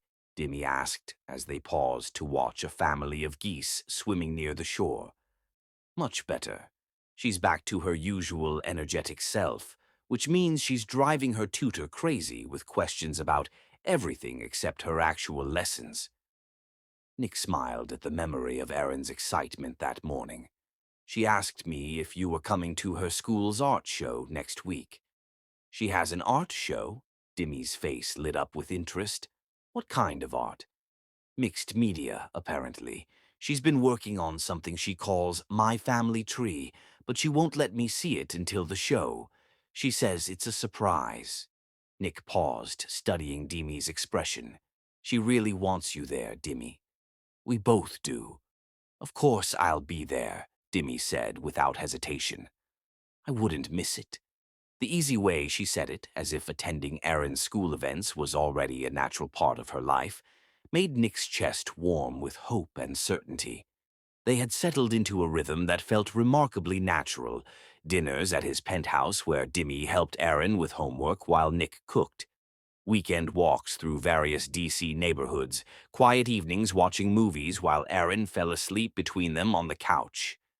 It felt like family. It felt like home. It felt like everything Nick had never dared to hope for again. "There," he said, guiding her to a secluded spot where a magnificent weeping cherry tree created a natural bower overlooking the water. "This is what I wanted you to see." Demi gasped softly as she took in the view. The tree's drooping branches, heavy with pink blossoms, created a private sanctuary around them. Through the curtain of flowers, they could see the Jefferson Memorial across the water, its white columns perfectly reflected in the tidal basin's still surface. "Nick, this is—" She turned in a slow circle, her face filled with wonder. "It's magical." "I thought you might like it," Nick said, his voice softer now, touched with nervous anticipation. "But actually, I brought you here because I wanted to share something with you. Something I should have told you weeks ago." Demi's expression grew more serious as she noticed the change in his tone. "What is it?" Nick took a deep breath, knowing that what he was about to say would deepen their connection in ways that couldn't be undone. This was the story he'd never told completely, the wound he'd learned to carry with grace, but had never fully opened to another person's healing touch. "I want to tell you about Elizabeth," he began, his hands clasped behind his back, as if stillness could help him find the right words. "About my first marriage and how I learned to love completely, lost that love to death, and somehow found the courage to believe in it again." "You don't have to." "I want to," Nick interrupted gently. "I need to if we're going to build something real together." Demi settled onto a bench beneath the cherry tree, giving him her complete attention. Nick remained standing, as if movement would help him navigate the emotional landscape he was about to explore. "I met Elizabeth in college, Princeton. She was studying art history, and I was focused on business and economics. We were complete opposites in many ways, but somehow we just fit." Nick's voice grew soft with memory. She was gentle and creative, and had this gift for seeing beauty in everything. She could spend hours in a museum, studying a single painting, finding details that everyone else missed. "She sounds wonderful," Demi said quietly, and Nick could hear the sincerity in her voice, the generosity of spirit that allowed her to honor his past love without jealousy. She was. We got married right after graduation, and for the first few years everything was perfect. I was building the business, she was working at the Smithsonian as a curator, and we were planning our future together. We wanted children, but it took us several years to conceive Erin." Nick paused, staring out at the water where cherry blossom petals floated like wishes made manifest. "When Elizabeth finally got pregnant, we were so happy. She glowed with it, you know. She would talk to the baby every night, read to her, play classical music. She had already decorated the nursery with these beautiful, hand-painted murals of fairy tale scenes." "That's lovely," Demi said, though she could sense the sadness coming. "Erin was born perfectly healthy, beautiful, everything we had dreamed of. Elizabeth was an incredible mother from day one, patient, nurturing, completely devoted. For 2 years we were deliriously happy. And then," Nick's voice cracked slightly, "then Elizabeth started getting these terrible headaches." Demi felt her chest tighten, recognizing the parallels to her own brother's story and sensing the tragedy that was unfolding. "At first, we thought it was just exhaustion from sleepless nights with a toddler, but they got worse. Much worse." Nick turned back to face her, and she saw the raw pain that he still carried after all these years. "It was brain cancer. Aggressive, fast-moving. By the time we caught it, it had already spread. The doctors gave her 6 months. She lasted 4. "Oh, Nick," Demi breathed, her heart breaking for him and for the little girl who had lost her mother so young. "The worst part," Nick continued, tears now flowing freely down his face, "was watching her try to hide how sick she was from Erin. She would get up in the morning, pale and weak from chemo, and still sing songs and read stories and play dress-up. Right until the very end, she was more worried about Erin than about herself." Nick finally sat down beside Demi on the bench, close enough that she could feel the warmth of his body and the tremor of emotion running through him. "She made me promise," he said, his voice breaking completely, "that I would find love again, that I wouldn't let grief make me forget that Erin needed to see what real partnership looked like. She said she wanted Erin to grow up believing in love, not loss. And did you try to find love again?" Nick shook his head. "I dated a few women over the years, but nothing serious. Nothing that felt worth risking Erin's stability. I convinced myself that I'd had my great love, and asking for more would be greedy." He looked directly into Demi's eyes. "Until I met you." Nick ... "No, let me finish," he said, reaching for her hands. "What I felt for Elizabeth was beautiful, and real, and lasting. She will always be part of who I am, part of Erin's story. part of our family's history. But, Demi, what I feel for you is different. It's not better or worse, it's just different. Elizabeth taught my heart how to love completely, and now that heart recognizes something precious when it sees it. Demi felt tears spilling down her own cheeks as she listened to the raw honesty in his voice, the careful way he was honoring both his past and their present. I know this is complicated, Nick continued. I know it's not easy to love someone who carries another person's memory so carefully.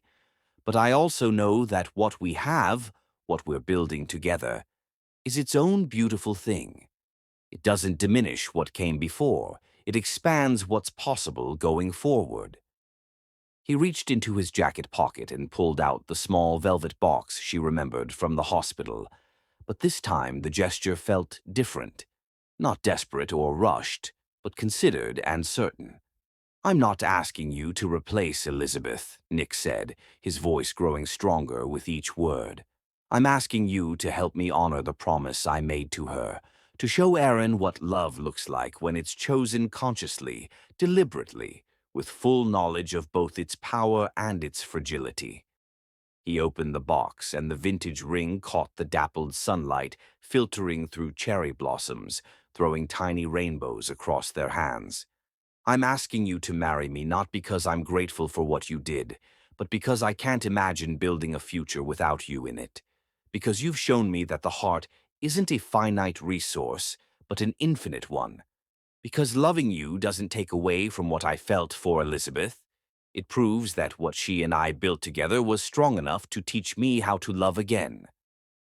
Demi looked at the ring, then at Nick's face, seeing in his blue eyes not just love but also courage, the bravery required to risk his heart again after losing so much, to trust that life might offer second chances to those brave enough to reach for them. Yes, she whispered, so quietly that he had to lean closer to hear her. Yes, yes, I'll marry you, she said, her voice growing stronger with each word. Yes, I'll help you keep the promise you made to Elizabeth. Yes, I'll show Erin what love looks like when it's chosen and cherished and protected. Yes, to all of it. Nick's face broke into the most radiant smile she had ever seen as he slipped the vintage ring onto her finger. It fit perfectly, as if it had been waiting for her all along, and the weight of it felt right in a way that nothing else ever had. And then, finally, he kissed her. It was nothing like the sweet, tentative kisses they had shared before. This kiss was claiming and passionate and full of promise. It tasted like cherry blossoms and forever, and when Nick's arms encircled her waist, pulling her closer, Demi felt like she was discovering a place she'd never known existed, but had always been meant to find. The world around them seemed to shimmer and fade, until there was nothing but the two of them, surrounded by falling petals, and the certainty that they had just committed to building something beautiful and lasting together. When they finally broke apart, both breathing hard, Nick rested his forehead against hers. "Mrs. Simpson," he said softly, testing the sound of it. "Not yet," Demi laughed, though she loved the way it sounded. "But soon." "Soon," Nick agreed, kissing her again, softer this time, but no less profound. As they stood there in their private sanctuary of cherry blossoms, holding each other and marveling at the miracle of finding true love when they'd least expected it, neither of them noticed the photographer from the Washington Post who had been capturing the cherry blossom season for the lifestyle section. Neither of them realized that their perfect private moment had been immortalized, or that by tomorrow morning their engagement would be front-page news across the city. All they knew was that they had found each other, and that was enough to make anything possible. The cherry blossoms continued to fall around them like nature's confetti, blessing the beginning of their forever with beauty and hope, and the promise that some love stories really are worth believing in. And in that perfect moment, surrounded by spring's most magnificent gift and the certainty of each other's love, they understood that they were exactly where they belonged, not just in this magical place, but in each other's hearts, where they would remain for all the seasons yet to come. Chapter 8. Love's Confession. Love becomes real not in the moment it's declared, but in the quiet hours that follow, when two people walk hand in hand through the world they're about to share, making ordinary moments sacred through the simple act of choosing each other over and over again. The morning sun streamed through the floor-to-ceiling windows of Nick's penthouse as Dimmy stood in his kitchen, still wearing the vintage diamond ring that caught the light with every movement. She was making pancakes from scratch while Nick sat at the breakfast bar, his laptop forgotten as he watched her with undisguised adoration. "You're staring," Dimmy said without turning around, though he could hear the smile in her voice. "I'm appreciating," Nick corrected. "I want to remember exactly how you look in my kitchen, making breakfast for our daughter, wearing my grandmother's ring." "Our daughter," Demi repeated softly, the words still feeling wonderfully new. It had been 2 weeks since their engagement became public, and Aaron had taken the news with pure joy, immediately asking if this meant Demi would be at every bedtime story and school play from now on. "Where is our daughter this morning?" Demi asked, flipping a perfect golden pancake. "Still asleep. Yesterday's adventure at the Air and Space Museum wore her out completely." Nick smiled at the memory of Erin's excitement. "She told me it was the best day of her whole life because all my favorite people were together." The past month had been a whirlwind of getting to know each other in new ways, sharing morning coffee while Erin got ready for school, family dinners, bedtime stories. It felt natural in a way that still amazed her. "Nick," she said, turning to face him with a stack of pancakes, "can I ask you something? Yesterday, when that reporter approached us outside the museum, you looked terrified." "Why?" Nick's expression grew serious. "Because I know what this world can do to the people I love. I've seen how the media can twist private moments into public spectacles." "But we're not doing anything wrong," Demi pointed out. "We're just two people who fell in love. We're a billionaire and a nurse who got engaged after knowing each other for 3 weeks," Nick corrected. "The press is going to scrutinize every aspect of our relationship. They'll dig into your background, interview people from your past, analyze every photo of us together." Demi felt a chill run down her spine. "That's horrible." "It is," Nick agreed, "but I promise you, we'll get through it together. Once they realize we're just boringly happy together, they'll move on to someone else." The sound of small feet running down the hallway announced Erin's arrival. She burst into the kitchen wearing her favorite heart-covered pajamas and immediately climbed onto the stool between them. "Good morning, my beautiful family," Erin announced dramatically. "Are we having pancakes? Did Mommy Dimmy make them? She makes the best pancakes in the whole world." "Good morning, sweetheart," Dimmy said, kissing the top of Erin's head. "And yes, I made pancakes just for you." "With chocolate chips?" "Of course with chocolate chips. What kind of future stepmother would I be if I made plain pancakes?" Erin giggled. "The boring kind." "But you're not boring, Mommy Dimmy. You're magical." "Magical, huh?" Nick asked. "What makes Mommy Dimmy magical?" "Well," Erin said seriously, counting on her fingers, "she makes sad people feel better when they're hurt. She knows exactly what to say when I have bad dreams. She laughs at my jokes even when they're not very funny. And she makes you smile all the time now, Daddy, even when you think nobody's looking." Dimmy felt tears prick her eyes at Erin's simple honesty. Over the past month, she had fallen completely in love with this little girl. After breakfast, they decided to spend the day exploring Washington, D.C.'s monuments. Their first stop was the Lincoln Memorial, where Erin insisted on reading every word of the Gettysburg Address. Then they walked through the Vietnam Veterans Memorial, where the black granite wall reflected their images. "It's so sad," Erin said quietly, holding Demi's hand. "All those people who died in the war." "It is sad," Demi agreed. But it's also important to remember them and honor their sacrifice. Is that why you became a nurse? To help people so they don't die? Dimmy looked down at Erin's serious face.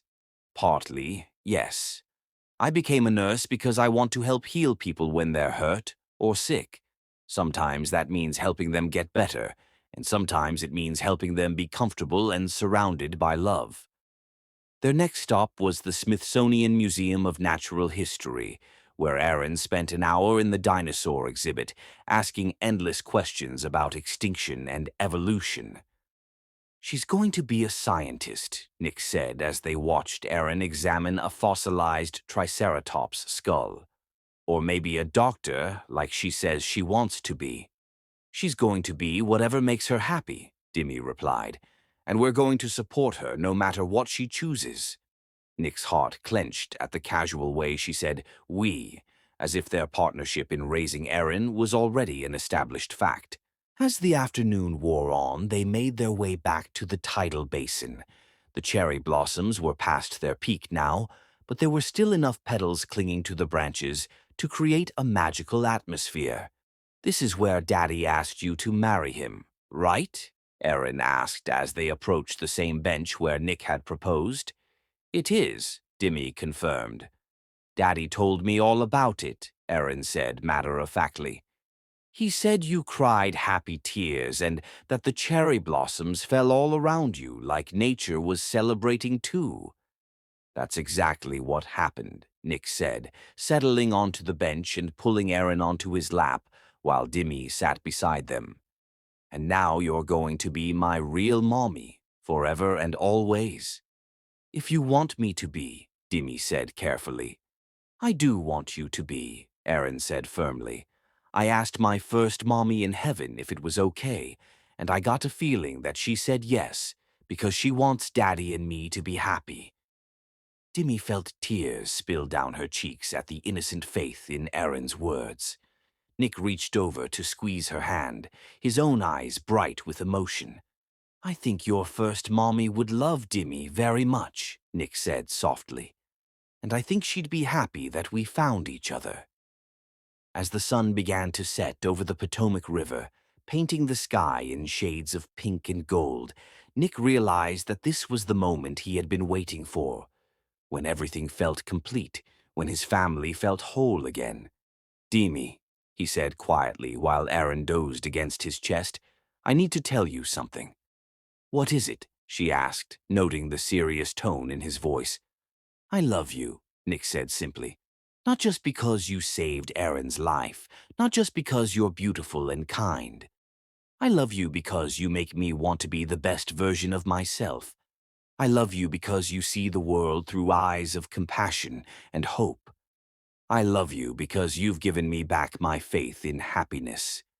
Demi felt her heart swell with so much love she thought it might burst. Nick ...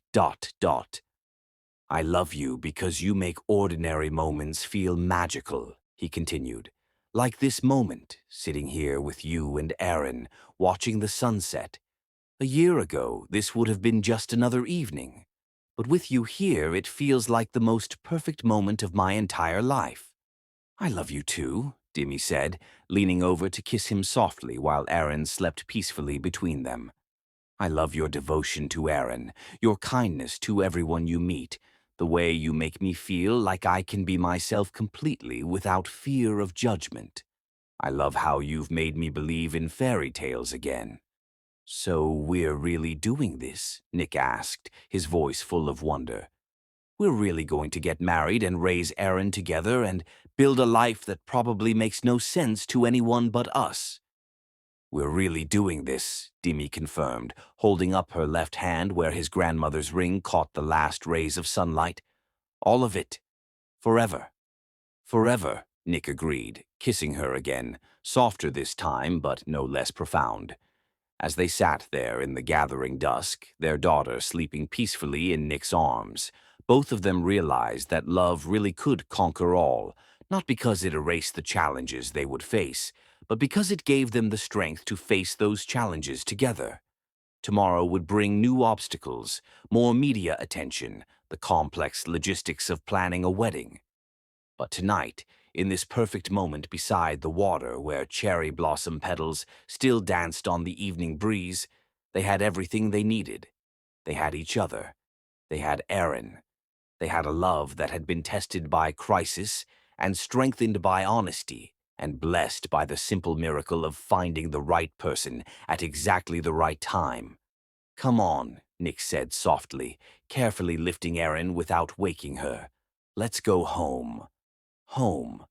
The word had never sounded so perfect, carrying with it the promise of everything they were building together. Not just a place to live, but a foundation for love that would last a lifetime. Chapter 9. Forever begins.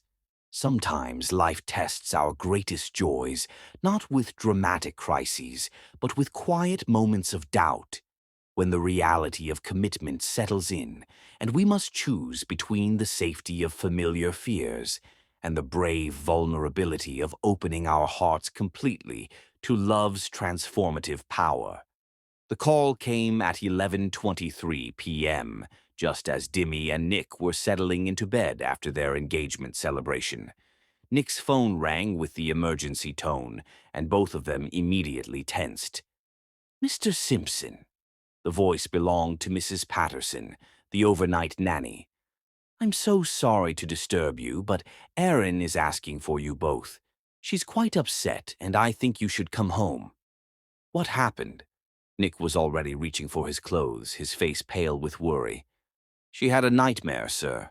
A very intense one about being separated from you and Miss Dimmy. She's been crying for 30 minutes and keeps saying she needs to make sure you're both still here." Nick and Dimmy exchanged worried glances. Erin had been doing so well lately, but sometimes children processed big changes in unexpected ways, and the engagement party might have triggered deeper fears about abandonment and loss. "We'll be right there," Nick said. 20 minutes later, they found Erin curled up in Nick's bed, clutching the stuffed rabbit Dimmy had given her. Her face was blotchy from crying, and she looked smaller than usual in her princess pajamas. "Daddy, Mommy Dimmy," she cried when she saw them, immediately reaching for both of them. "I had the worst dream ever." "What was the dream about, sweetheart?" Dimmy asked gently, settling on one side of the bed while Nick took the other. "I dreamed that you got married and then you decided you didn't like being a family anymore," Erin said, her voice small and scared. "And Mommy Dimmy, you went back to just being a nurse who I only saw at the hospital. And Daddy, you went back to being sad all the time, like before first Mommy died." Nick felt his heart clench. "Baby girl, that's never going to happen. Never." "But what if it does?" Erin asked, tears spilling down her cheeks. "What if you change your minds? What if I'm not good enough to be in a real family?" The question hit both adults like a physical blow. Dimmy felt tears spring to her own eyes as she realized how deeply Erin's fears ran. "Oh, sweetheart," Dimmy said, pulling Erin into her arms. "You are more than good enough. You are the most wonderful, smart, brave, kind little girl in the whole world." "But what if you get tired of me?" Erin whispered. "What if I get sick again and have to go back to the hospital a lot? What if you decide it's too hard to be my mommy?" Nick moved closer, wrapping both Erin and Dimmy in his arms. "Erin, look at me," he said gently. "Do you remember what I told you when first Mommy was sick?" Erin nodded. "You said that families stick together no matter what, even when things get scary or hard." "That's right. And have I ever broken that promise?" "No," Erin said quietly. "I'm never going to break it," Nick said firmly. "And neither is Mommy Dimmy. When we get married, we're promising to love you and to be your parents and to stick together as a family, no matter what happens. Even if my heart gets sick again?" "Especially if your heart gets sick again," Dimmy said, her voice thick with emotion. "Erin, being your mommy isn't a job I'm trying out. It's who I am now. It's who I want to be forever." She pulled back slightly so she could look directly into Erin's eyes. "Do you know what I was most excited about at our engagement party tonight?" "What?" when people asked me about our wedding plans, and I got to say, our daughter will be our flower girl. Not Nick's daughter. Our daughter. Because that's what you are to me now, Aaron. Aaron studied Dimmy's face with intense scrutiny. Really? Even though I didn't grow in your tummy like I grew in First Mommy's tummy? Especially because of that, Dimmy said with conviction. You know what makes someone a real mother, Aaron? It's choosing to love that child every single day, choosing to worry about them and protect them and celebrate with them. And I choose all of that with you. I choose it today, and I'll choose it tomorrow, and I'll keep choosing it for the rest of my life. What about when you and Daddy have babies that grow in your tummy? Aaron asked. Nick and Demi exchanged a look over Aaron's head. If Daddy and I have more children someday, Demi said carefully, that will just mean our family gets bigger. It won't mean we love you any less. Love isn't like pizza, sweetheart. We don't have to give you smaller pieces if more people want some. Love grows bigger when more people share it. Like how your heart grew bigger when you met Daddy, Aaron asked. Exactly like that. Nick cleared his throat, his voice rough with emotion. Aaron, I need to tell you something important. When First Mommy was very sick, she made me promise that I would find love again. Not because she wanted to be replaced, but because she wanted you to see what a happy family looks like. Aaron's eyes grew wide. First, Mommy wanted you to marry Mommy Demi. First, Mommy wanted me to find someone who would love us both completely, Nick said. Someone who would be a wonderful mother to you and a loving partner to me. And that's Mommy Demi? That's Mommy Demi, Nick confirmed. First, Mommy would love her so much, Aaron. Aaron was quiet for a long moment, processing this with serious consideration. Finally, she looked up at both of them with wonder in her eyes. So, First Mommy helped Daddy find Mommy Demi? I think maybe she did, Demi said softly. I think maybe she's been watching over us, making sure we all found each other when we needed each other most. That's the most beautiful thing ever, Aaron breathed. It's like magic. It is like magic, Nick agreed. The very best kind of magic. Aaron yawned then, the emotional exhaustion finally giving way to sleepiness. Can I sleep with you both tonight? I want to make sure you're still here when I wake up. Of course, Demi said immediately. We'll be right here all night. As they settled into bed, Nick on one side, Demi on the other, and Aaron safely between them, Nick felt a profound sense of completion wash over him. This was his family. Daddy? Aaron's voice was drowsy now. Yes, baby girl. I'm sorry I was scared. I know you and Mommy Demi love me. You never have to apologize for being scared, Nick said gently. Everyone gets scared sometimes.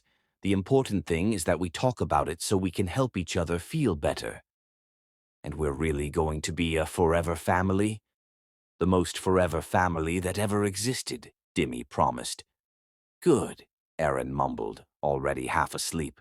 I can't wait to be the best flower girl ever at your wedding.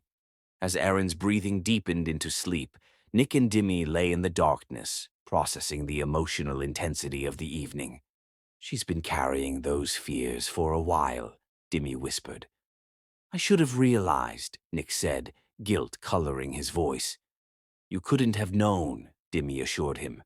Children process trauma in their own time. The important thing is that we were here when she needed us. Nick was quiet for a moment, then said, Demi, what you told her tonight about choosing to be her mother, that was beautiful. But I need you to know that it goes both ways. You're not just choosing us. We're choosing you too.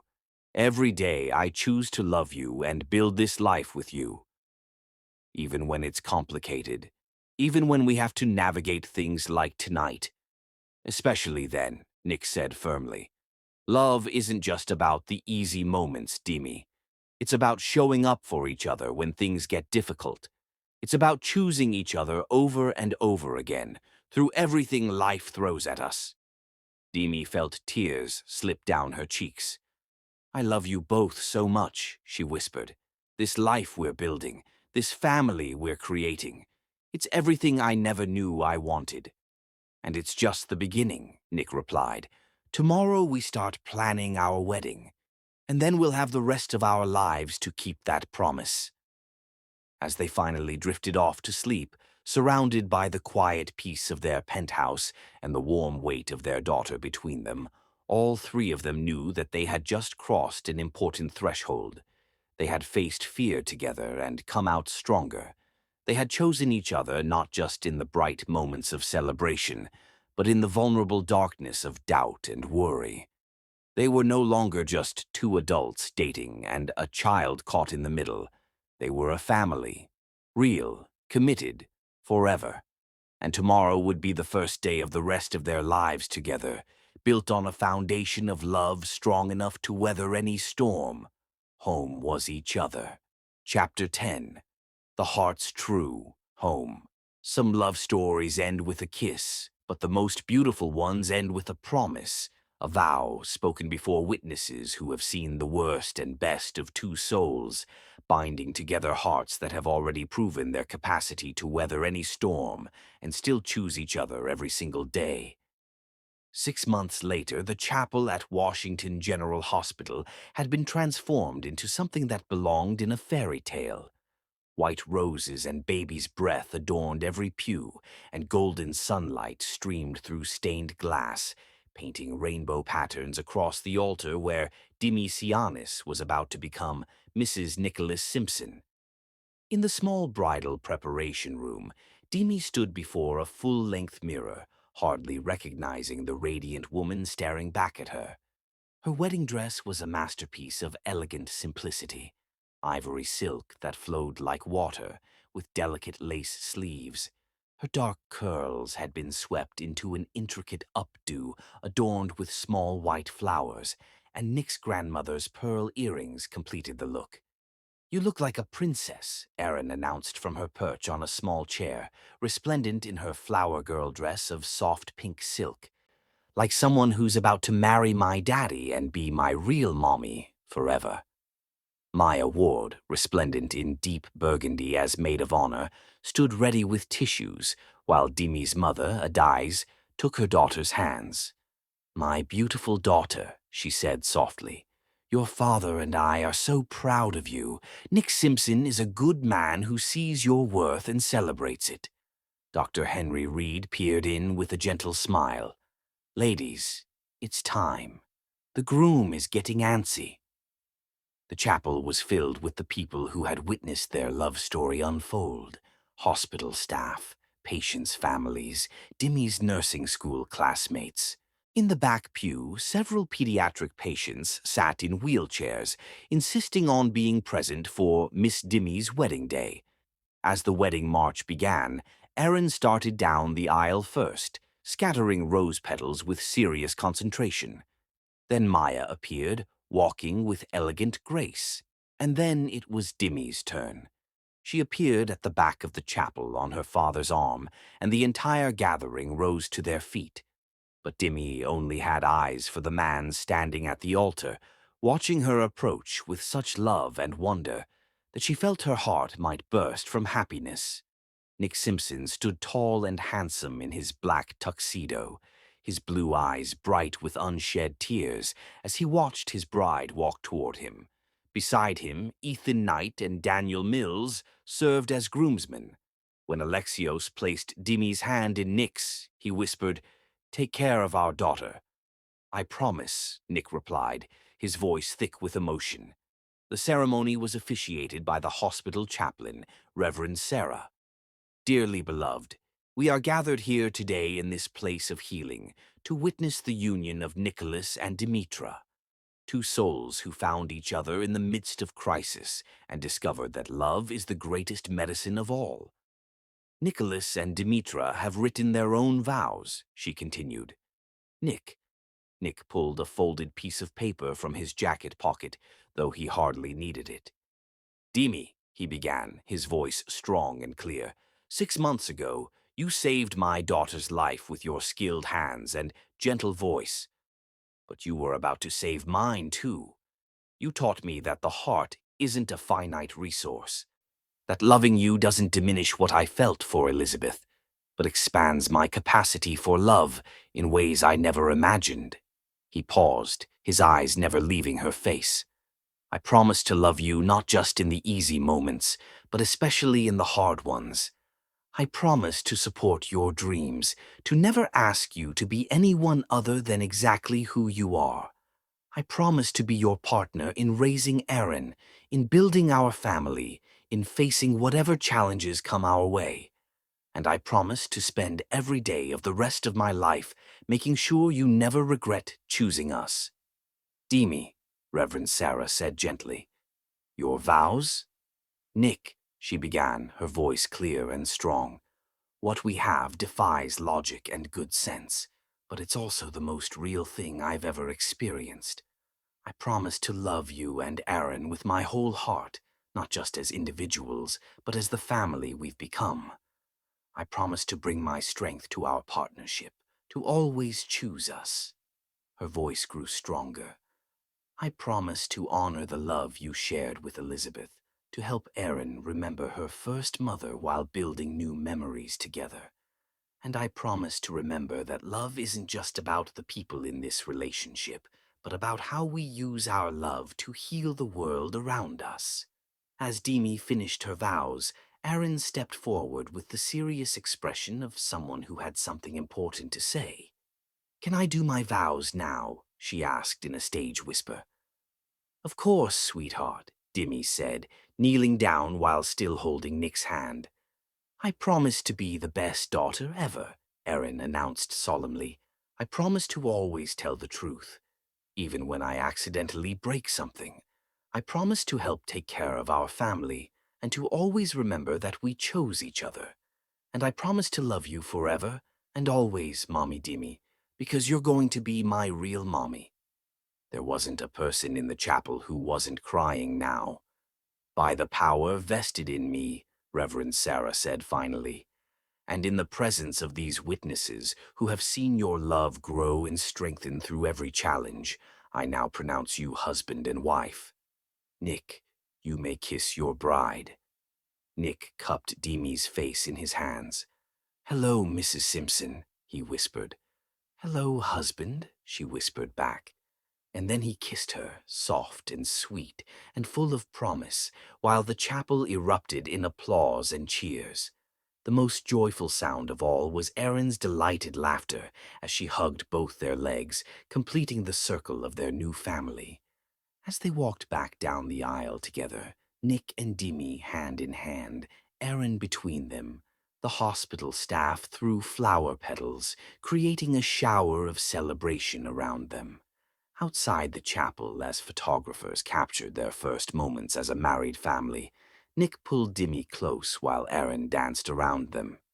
Any regrets? He asked quietly. Only one, Demi said, making his heart skip a beat. What's that? That we didn't do this sooner, she said with a radiant smile. I love you, Nick Simpson. I love our daughter. I love the family we've built and the life we're going to share.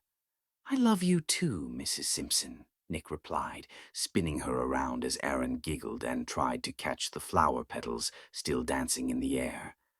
As the sun set over Washington, D.C., the Simpson family walked toward their car and their new life together. They had found each other in a place of healing, and they had chosen to return there to make their promises official. As they drove toward home, with Erin chattering excitedly about the reception, Nick reached over to take Demi's hand. Thank you, he said quietly, for saving us, all of us, for making us believe in happily ever after. Demi squeezed his hand, her wedding ring catching the light. Thank you for teaching me that fairy tales can come true, even for stubborn nurses who think they're too practical for magic. And as they headed toward their penthouse, their home, their sanctuary, their new beginning, all three of them knew that this wasn't really an ending at all. It was just the beginning of forever,